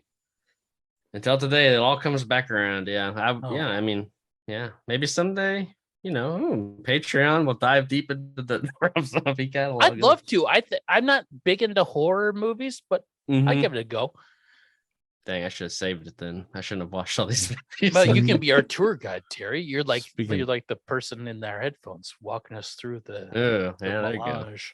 Yeah, of, I've experienced it all before. Yeah, follow me down this path. So we're at the 50-minute mark. Finally, Herman and Lily, they're dating. The montage to "I Yep. Got You, Babe," as sung by Herman and Lily. Mhm. Fine, terrific. We get meet Uncle Gilbert. who Yes, is the okay. creature yeah. from the Black Lagoon. Yep. Love him. We need less Lester, more Gilbert, because Gilbert Yes, was 100%. Agreed. And Gilbert, really cool with their relationship. He's like the Mhm. supportive uncle. that all they see the movie, like that's all in the trailer. Yep. We end on the beach at Devil's Island. Oh, Prison reference. Nice callback. Yes, one of the few Munsters, but that is where their honeymoon was at. But that's okay. So they're there and they're shark watching, which was fine. That's a decent joke, I guess. Yep. There's one. Herman proposes. Then, after we get the proposal, she says yes. He went to Jared. We get the reactions of proposal scenes from Floop and Grandpa. Floop's like, Floop, what did she say? And then Herman starts crying. Also, Dr. Dude's back. Yeah, Yep. he's Covered in like boils. horrible, like boils. The leper colony that he went to, it didn't work out very well. He's got a bunch of leper blisters on him and a shirt that's like, I went to a leper colony and all I got was leprosy or something like that. Mhm. Which I don't think it said that, but if it did, would be the best joke in the movie. That would be hilarious. Yep. Yeah, it's something similar to that. Yeah. Man, I'm gonna make that movie and put it on, or that T-shirt and put it on Amazon. I It went could to be leper put colony, Munster goes, it's Hunters logo leprosy. on the back. Yeah. So we get that. Herman comes back and Floop's like, what'd she say? And Herman starts to cry. And then Floop does the whole misogynistic, oh, that bitch sort of thing, right? Yeah. Called her a Yeah. fang banger, which is a True Blood reference. Strange. And then Herman's like, no, she said yes. And then we get the grandpa scene from the trailer where Lily shows the ring. And then we get how is grandpa feeling? We don't know. Here's a surrealistic swirl behind his head as he faints. Yes. He got like hypnotized Twice. See, this was like a reference to, I felt like Daughter of Dracula, because she has like a ring that hypnotizes people. She held it out just like she does in the movie. Might have been. Grandpa got hypnotized. Yeah. Man, you've also have recently watched all the Universal monster movies. I so have. Yeah. You have these references you can make. Yep. So we get that. Then we get the scene, the only antagonistic scene from the antagonist, where Grandpa tries to make an alternate boyfriend husband for Lily Yes. in the lab. I with a really, spell. I enjoyed the scene.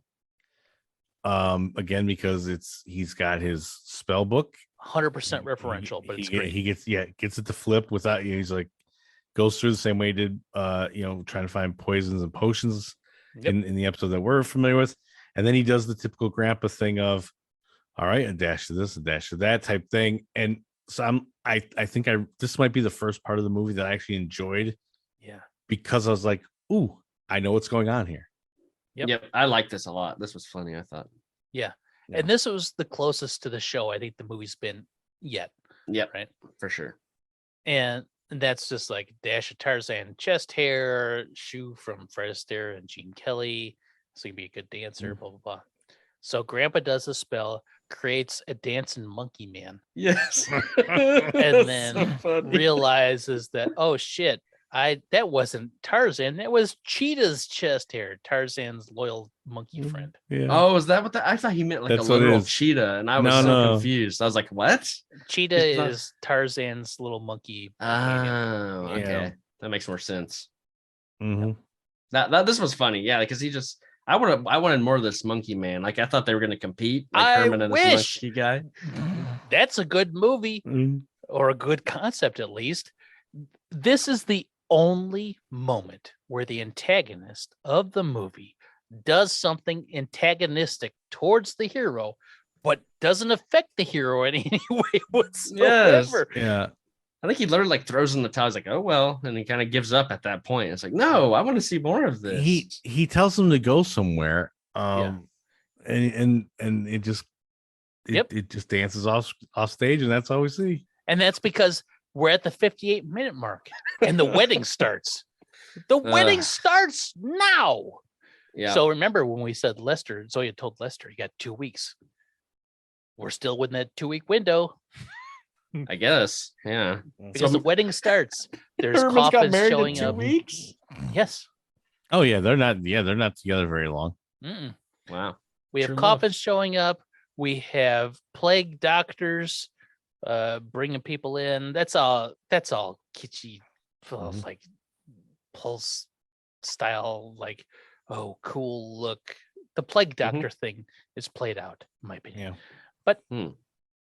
anyway, wedding starts. Lester dupes Herman into signing over the deed to the castle to Yeah. Zoya. Yep. If you want to, you got to get ahead of the curve if you want to swerve. as they say. Yes. Yes, you do. Yeah. But the whole thing is dumb as fuck. Doesn't make any sense at all. Makes no sense. No. They're not married yet, so Mhm. the signature would be invalid. Herman, Doesn't- Well, kind of like when Grandpa signed off all that stuff before they were officially like married in that episode where they tried to kill him off. The one where the lady she was killing off all her husbands. Oh, yeah, that's yeah, right. yeah. Okay, I was It's like, like, what? okay, Yeah. but episode I've never seen. Never No. mind. Yeah, I know what would you're never talking do. about. I would Yes. never do that, even on a Patreon. I know what Right. you're talking about. Yes. Yeah, that episode. I forgot about that one. Mhm. With the intricate trap that doesn't kill anybody. So, yeah, all that happens. Lester dupes Herman into signing over the deed of the castle to say, how does Lester have the deed? No clue. Why does Herman sign it like he's a 4-year-old with a crayon? No clue. He just does it. Right? Why is this like legally binding since he doesn't like own the property or anything? Yeah. Like, No Why does clue. Lester only have a crayon on him? No clue. It's fine. Also, it just really just hit me now, based on what the episodes that we've been watching. Mhm. And again, in the hands of a really good writer. Mhm. If when that turns into the dancing chimp guy, Mm-hmm. if he would have looked at it and it would have said it was it was Googie or Chimpo. Oh shit, Chimpo or Googie. Yeah, Yes. that would be something. I guess it's really hard to do Easter eggs on something this old. What's your but- name? Yeah. Yeah. Kill me. Kill me now. Yeah. I just thought it's I love good Easter eggs, and there's so many that you could fit into here. Yeah. You know, all these little things. I'm sorry, I didn't mean to derail. I just thought you're about that. Because I was like, this had something else that happened in a previous episode that we've watched. Mhm. And I'm sure there's a lot of other references for things that are beyond episode 25 or whatever we're on already. But yeah, if it would have been like instead of Cheeto, it said Chimpo, Yeah. I would have got a good laugh out of me. Yeah. And this is the point of the movie where I realized, this is how they get to Mockingbird Lane. Like I realize where they're Mhm. going, but it takes a long time to get to 58 there. minutes. Yeah. Yes. And then they get married. There's a brief wedding ceremony conducted by the Tin Can Man, as voiced by Butch Patrick. The Tin Can Man was somewhere else, and I can't remember where, and I don't really give a shit, to be honest. He was playing in the band with Orlock. Yeah. Oh, there it is. Right. And doesn't he whistle or cat call at Lily when she's Possibly. walking down to go find Herman? You're right. He does. I'm gonna tell you what. So uncaring I am. So, but Yoda talk. I shall. 103 to get married. An hour and 3 minutes to get married, and then Dr. Dude goes to Grandpa. He's your bloody problem now, mate. In the very Cockney British accent that wasn't really what he was before. And I'm like, what the fuck? He wasn't even your problem. What are you talking about? Yeah, you could leave Yeah. at any time. Like Mhm. he's doing fine without you. Yeah. Yeah, dude. The last dipped time you instantly. left, he was in a rock band that was doing great. Yes. Like he dipped before even of that and came back at the end. Like, I don't get it. I think he just wanted to have that weird moment. I don't know. And make Grandpa go, huh? And then Herman and Lily ride off in a carriage. They run into drunk ass Lester, He's who's drunk. Yep. God, what? It's so terrible. I don't even understand what the point He's of just this in the is. middle of the woods drunk. Like what? Yeah. Yes. It's so random. Yes. And it just happened right after the wedding. And then at the 105 mark, Lester gives the deed to Zoya. And Lester gets some cash, gets an envelope. He's like, this is all the scratch I get, or some bullshit like that. And so he's like, after the cut, yeah, blah, blah, blah. And he goes, I'm going to Vegas. Womp, womp. Yeah. Then we get the Paris honeymoon. Oh. Yep. There's a mime, high class French entertainment. Mhm. People eating salads and pasta. Pasta, the most French of dishes. At least they all weren't eating sit- like baguettes, I guess. Maybe that's too far. Yeah, don't be stereotypical. Spaghetti works for everybody. Mhm. So they're all watching that, and then finally somebody sees Herman, and the place clears the fuck out. The And mime it's screams. mime screams, people like "Ah," steam shooting out of ears, dumb shit like that. Everybody empties out. All of that to get to a newspaper on the ground that says Monster haunts Paris sewers. And then I was like, then- oh, there's spots in this. I kind I- of forgot about this. I love that we're getting a Spot origin. Oh God, it's so unnecessary. I Herman don't Lilly. care. It's still great. I mean, I love Spot. I love Spot during every time he shows up in the show, and I'm like, Yeah.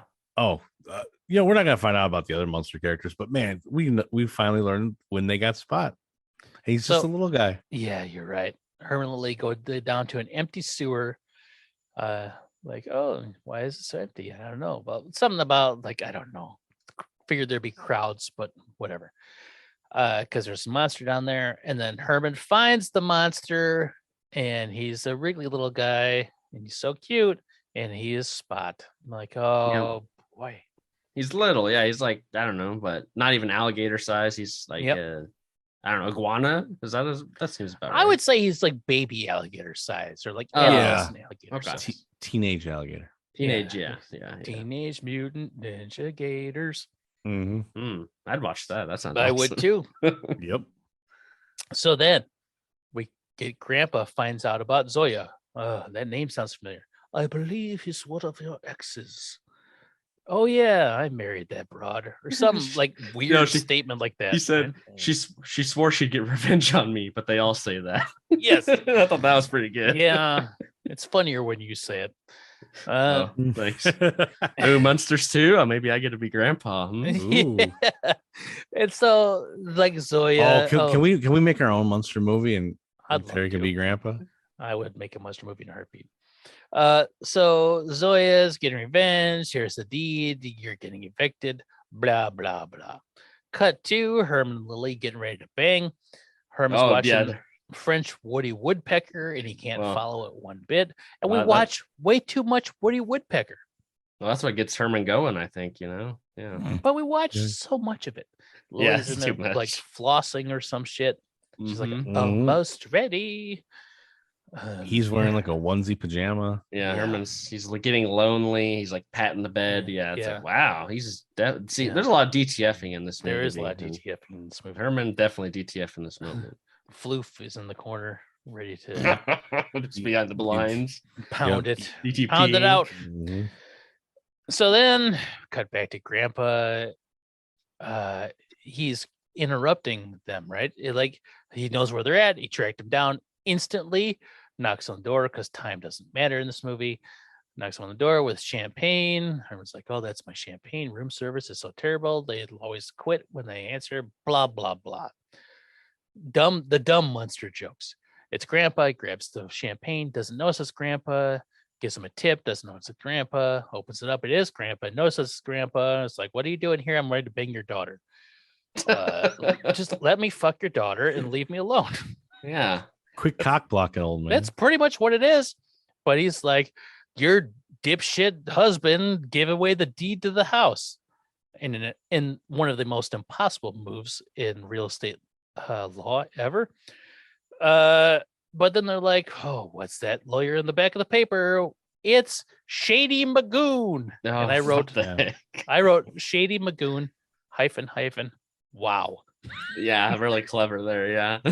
Also, when Lester shows up drunk, he's like, let's make some money, Herman. And Lily's like, oh, I'd hate to think that I married, an idiot who would get involved with Lester. Mm-hmm. And then what's revealed that he did get involved with Lester, she's like, oh, well, can we call that lawyer? 100%. Nobody has any conviction in this movie or a point of view. Well, Herman, he has a tactic. He's going to hold his breath until they get the castle back. What? Mhm. Yep. But Dumb. we're used to Lily yelling at Herman over every dumb little thing.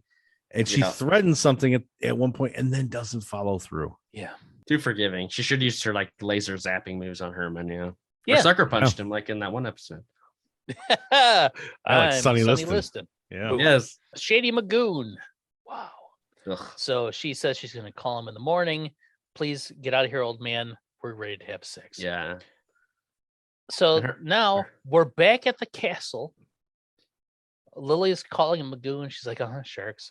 Yeah, dead bodies. Yeah, whatever. Herman's watching Zombo, and we get the Rob Zombie Zombo song. Who's the man? It's Zombo. And, oh, God. And it's the same guy again playing both Herman and Zombo. Mhm. Really? That's Yeah. I didn't know. And Zombo's like, oh, hey, kids, I'm the handsomest guy in Hollywood. Herman's watching this. Then Lee gets off the phone. The phone was in a coffin. Fine. Oh, nice. She's like, yeah, there's no case. He said he'd rather we have a better chance of getting struck by lightning by getting eaten by sharks, whatever. Blah, blah, blah. This is at 118. Yeah. 118. They decide they're going to move to Hollywood. Herman says, we're moving to Hollywood, California. As head of the house, the Munsters have outgrown Transylvania. Oh yeah, I'm sure here comes this whole head of the house thing Yeah. again. Yes. And Head of he's the like, house. I'm gonna be a superstar again. Now, in this point, we're like, oh, this has only been 2 weeks. All right, yeah. He just took a break from being a rock star for a while. It's not like it was months and months or years or anything like that. Herman and Lily have just had their house given away by a man-made dipshit. Right? Yes. And Herman goes, yeah, we'll just move to California. And they go, I bet. They're in. They're in Yes. 100%. They push all their chips in. Grandpa's like, what about me? And Herman's like, all right, you can come, but you have to leave all your stuff here. You get to bring one box. Mhm. What? No, one box I can handle. One box. Oh, this is at 118. 118 in the movie to get So to they this have, like, point. Yeah, 25-ish minutes to go. Like, it's not long. Yeah. No. I'm like, where's this movie heading? Like, there's no climax, like, No. in sight. I don't know what's going Grandpa on. is the antagonist, and he just goes, all right, cool. And he's going to move with him to California, gets to pack one box. Grandpa turns Igor into a bat. Cool. Igor. Now, so this is the one thing where, like, I don't know, the joke went beyond just being PG, I guess, where he was going to be thought about being a pool boy for the one guy. Oh, He's yeah. like, there's no pool. And then he hands him a drink and goes, all right, bottoms up. And he goes, oh, that's what that guy said too. I missed Mhm. that. Missed that. Yeah. Yeah, that was a little like, I was like, whoa. It's like when the Munsters episode, like, talks about blowing their brains out. First, you're like, wait, what? This is when there was a murder-suicide pact. Yeah. Oh, yeah. Igor turns into a bat, and then they fly to the United States of America on Transylvania Flight 666. Yeah. First class. They're Mhm. bumped up to first class. Everybody in first class moved back out to coach. And this is almost kind of like the show a little bit. Mhm. Oh, when they flew to DC or something? Yeah. Yeah. Herman's drunk on Shirley Temples. Grandpa's got a top hat with Igor stuck to it, which is a cool visual in a way. Yep. The flight attendant comes up, brings a drink, and then she comes up and then jumps out of the plane, which I thought was kind of funny. Yeah, I like Um, that. Yeah. Didn't make Nobody me laugh, but I reacts thought it at was kind all. of funny. Yeah. We get Pat Priest talking over the PA. Was that her? In the phone? Yeah. Yeah, I couldn't. You know what? You could have had 50 different actors speak that line, and I couldn't have picked Pat Priest out. Oh, I only know because I looked it up on IMDb. Oh, I thought Keith with the astute ear. No, picked out but a 60-year-old, much older Pat Priest. But also, I mean, you've got the only two people left from the original show, and one you let them do an off-camera voice, and the other one you put inside of a tin can. I mean, Well, I doubt Butch Patrick got in that can. I'm sure he did the voice in the booth. still, but Yeah. usually these type of movies, they like give you like a little, At least a little FaceTime. Yeah. yeah, and that's one thing that people are always like, oh, that's awesome, you know, like that little side thing. Again, more Easter egg stuff. Yep. Instead Yeah, they they just should. Yeah, you're right. Yeah. They should have made the end credits. Whatever happened to Eddie? Because he's not. Yeah. Oh boy, they should have done that for Yeah. sure. By the way, it is at this point in the movie that I enjoyed almost all the rest of it. Oh Wow. okay. That's bold. They land, Mhm. call a real estate agent. And she's like, I got a place, but don't mind the other place because it's a real stinker. And then don't mind me because there's a Halloween party and I'm going to be dressed up. I might look weird.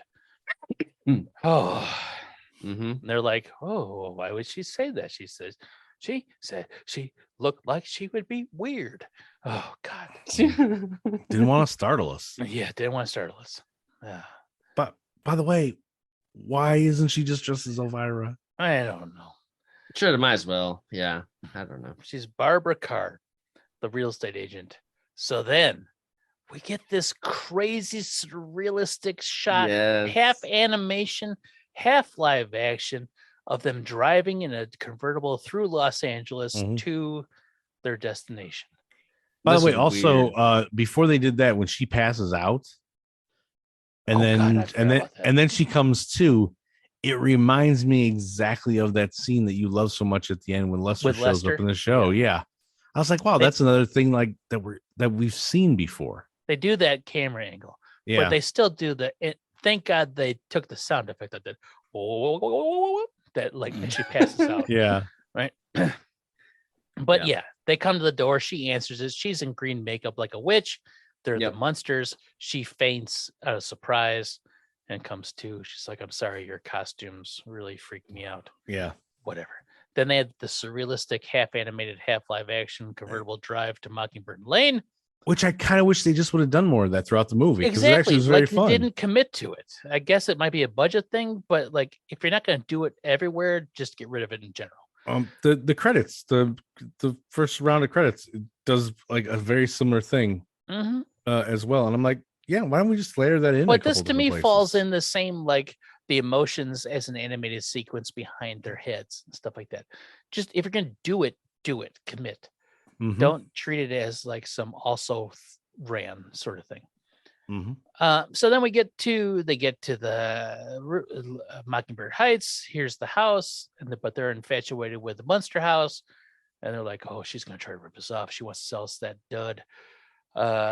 Then they get the house and like, "I want this house done." Herman tries to negotiate with himself, and they're like, "Stop." That's at the hour 30-minute point. They get the house. Got like 15 minutes left. Yeah. Hour 30, they get the Munster house. Coinky dink? I think not. It's also the day of Halloween. Now they know a lot about American culture, Hollywood, Tinseltown, all that stuff, but apparently they know nothing of Halloween because the neighborhood's filled with ghoulish delights, children with wolf masks on, a guy that looked like kind of like Ronald Reagan with an axe in his face. Yeah.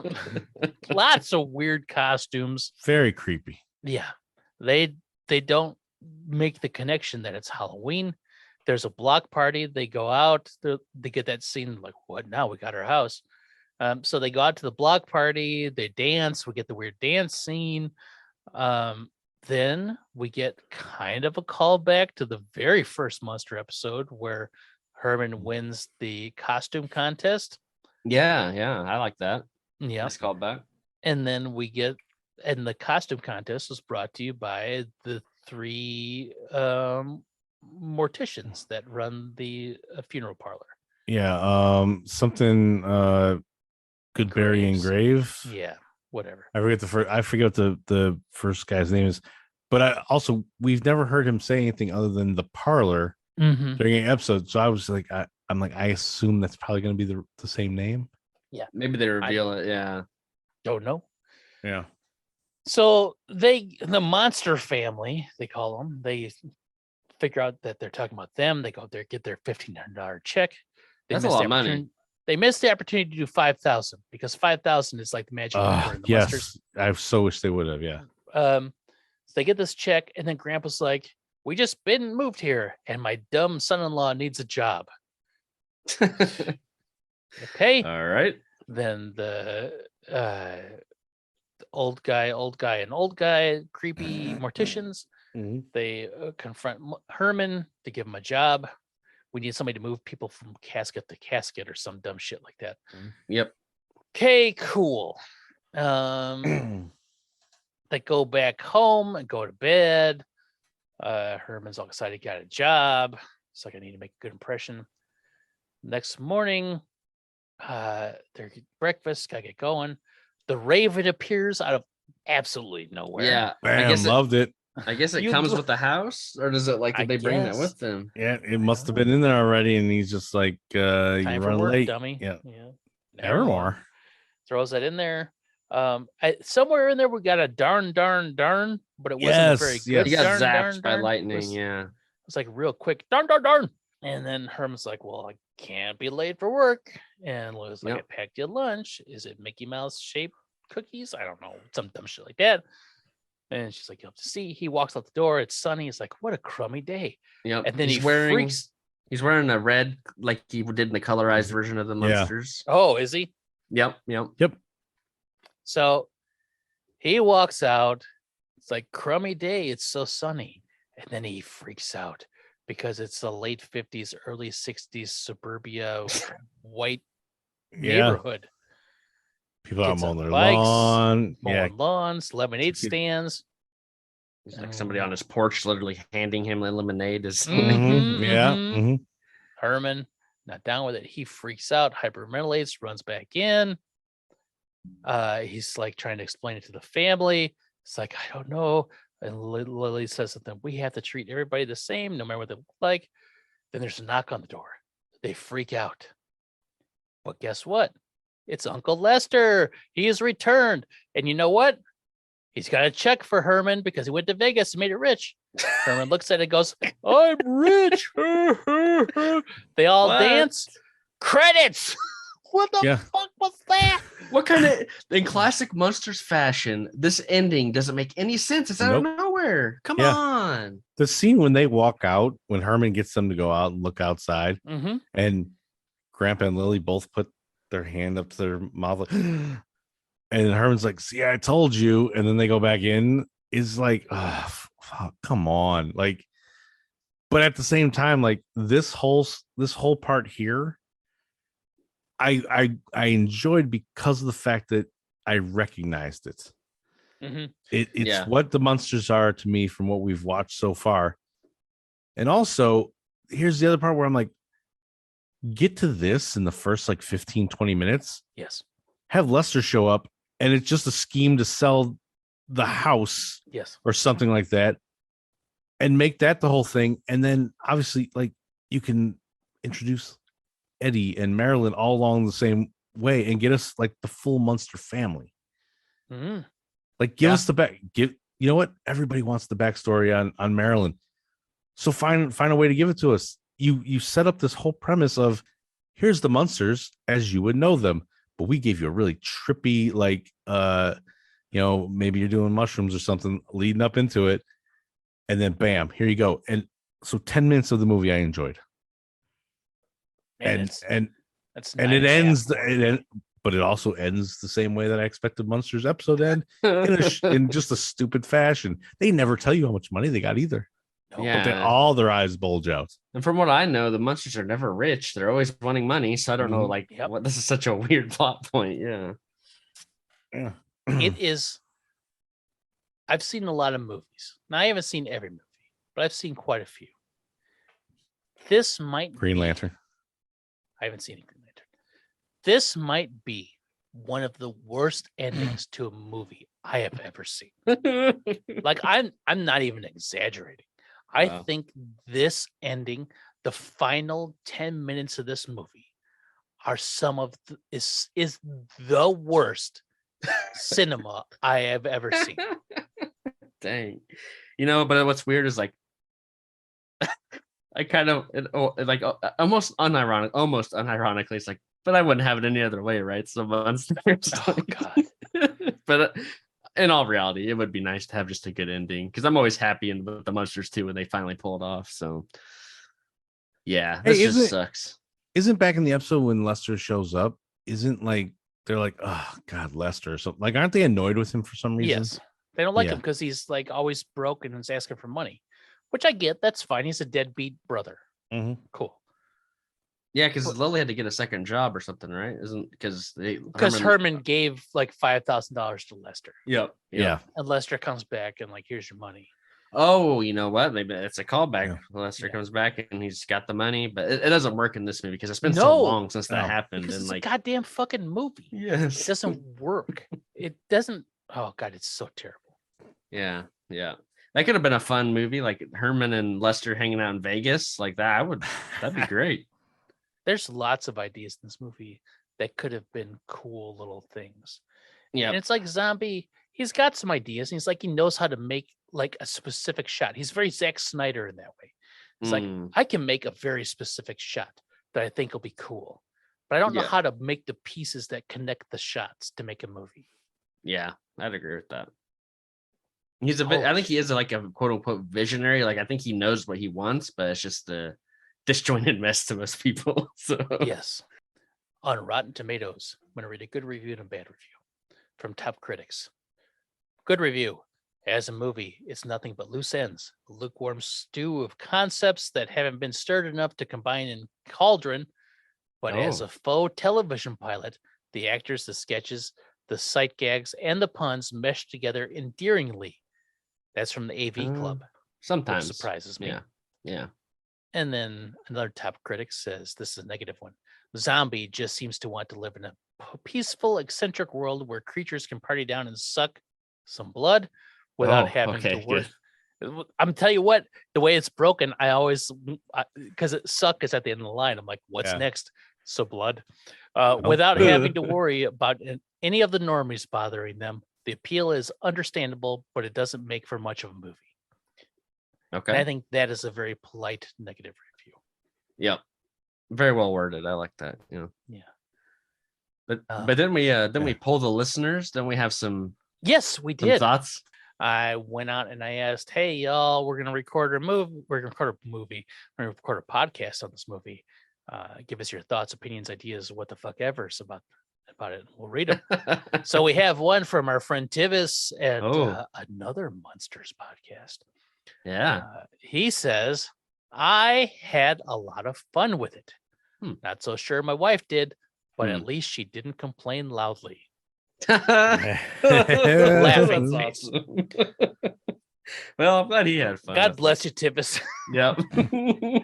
Yeah. I'm glad you enjoyed it. And I'm sure it was everything you wanted it to be. Just it wasn't for me. Hopefully we didn't complain too loudly. No. That's hilarious though. And now we have another opinion from Kurt MF Barlow. I'm assuming MF means motherfucking. So Kurt motherfucking Barlow says, aside from some okayish allusions to some great horror satire, Nosferatu, Young Frankenstein, this film is absolute garbage. It looks good, I guess, but it's just stupid. Poorly written, jumps all over the place for no reason, and the characters suck. Maybe little kids will like it. Maybe. I don't know. And I think the truth is definitely somewhere in between those two, skewing towards more towards Kurt motherfucking Barlow.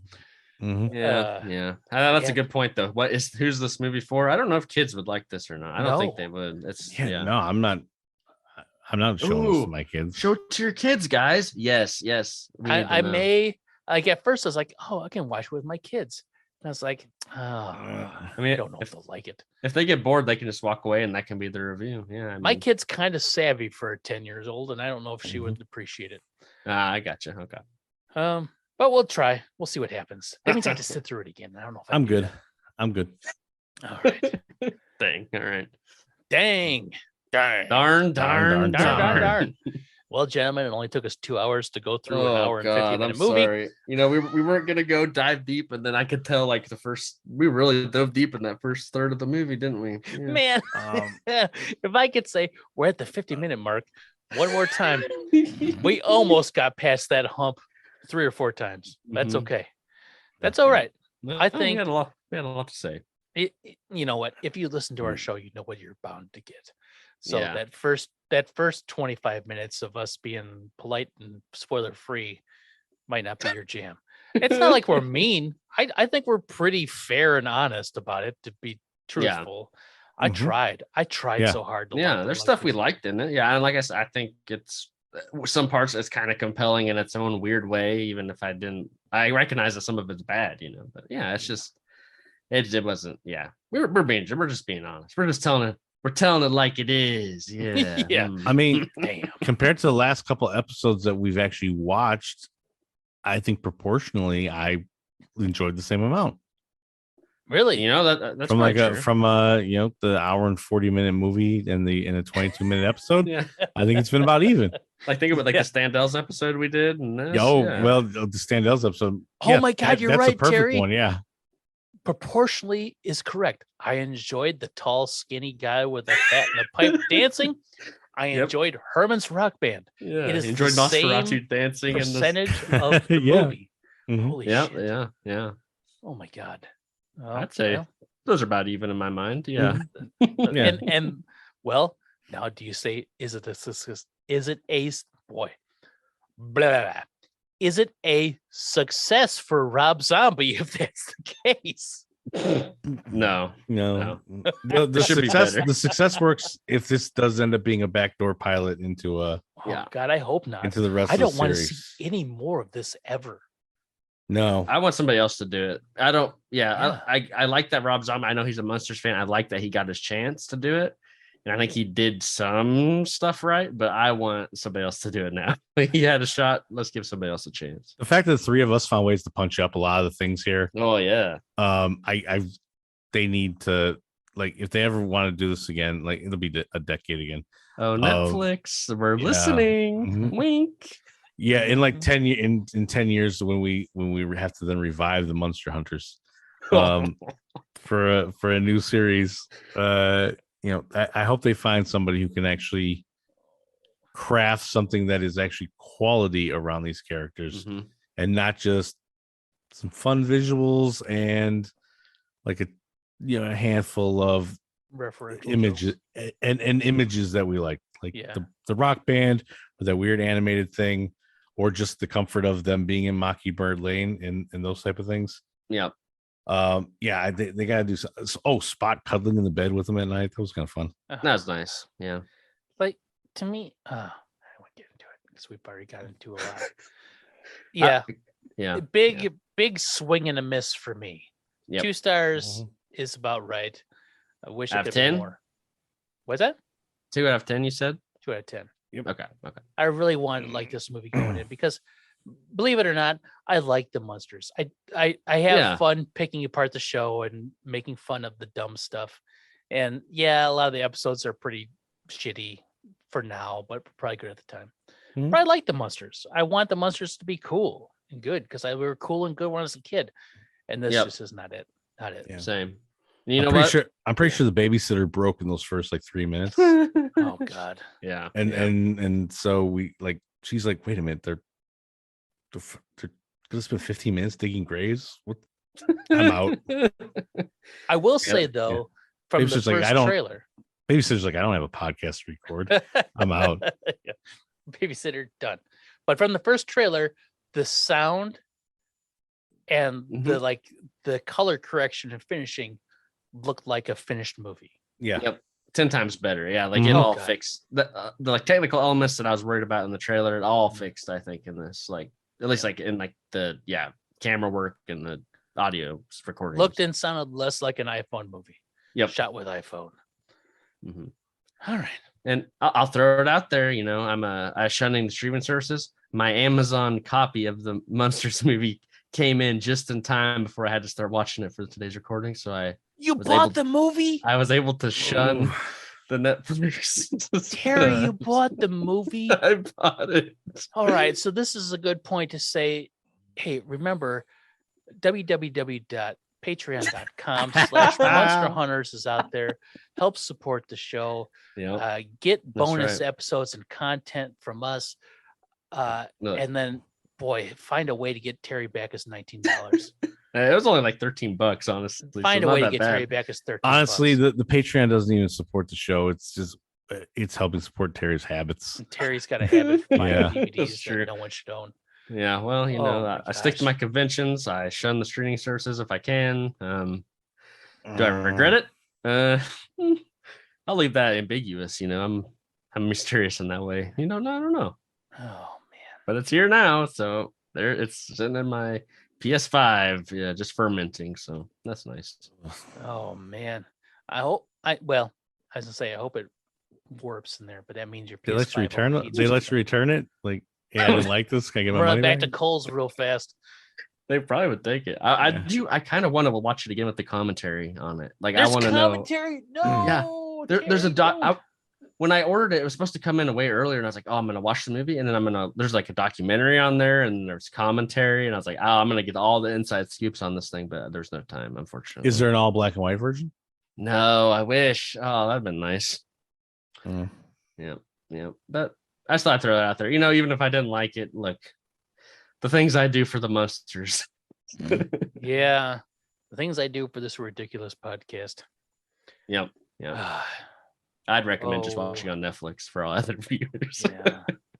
Oh well, gentlemen. Oh, thank you well. for going down this adventure, this rabbit hole of just awfulness. Yep.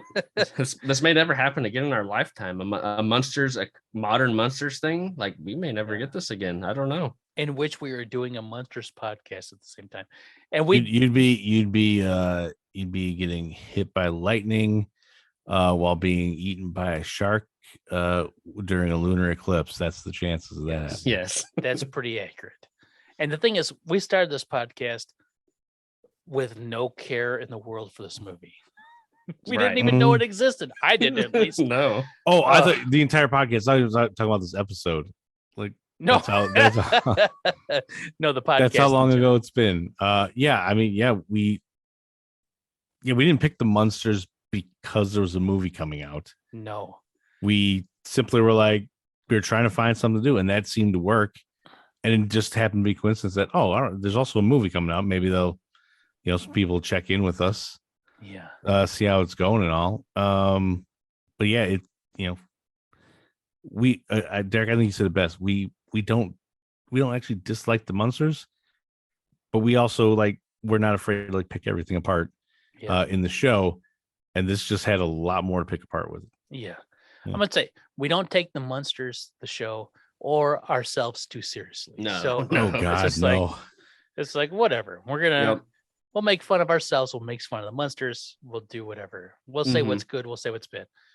But Yep. here we are. Always happy to hear. Yeah, like if any listeners, you missed your chance to chime in. If you want to hit us up and tell us your thoughts, if you liked it, if you didn't, Oh it's yeah. still a time. There's still time. Well, yeah, just do it. We'll talk about Let us it. I'm know. sure. Let Yeah. us know. And if our reviews saved you from what, if you listen, if you just sat through an over 2-hour podcast to avoid watching an hour 50-minute movie, good for you. Wow. I didn't think of it that way. That's interesting.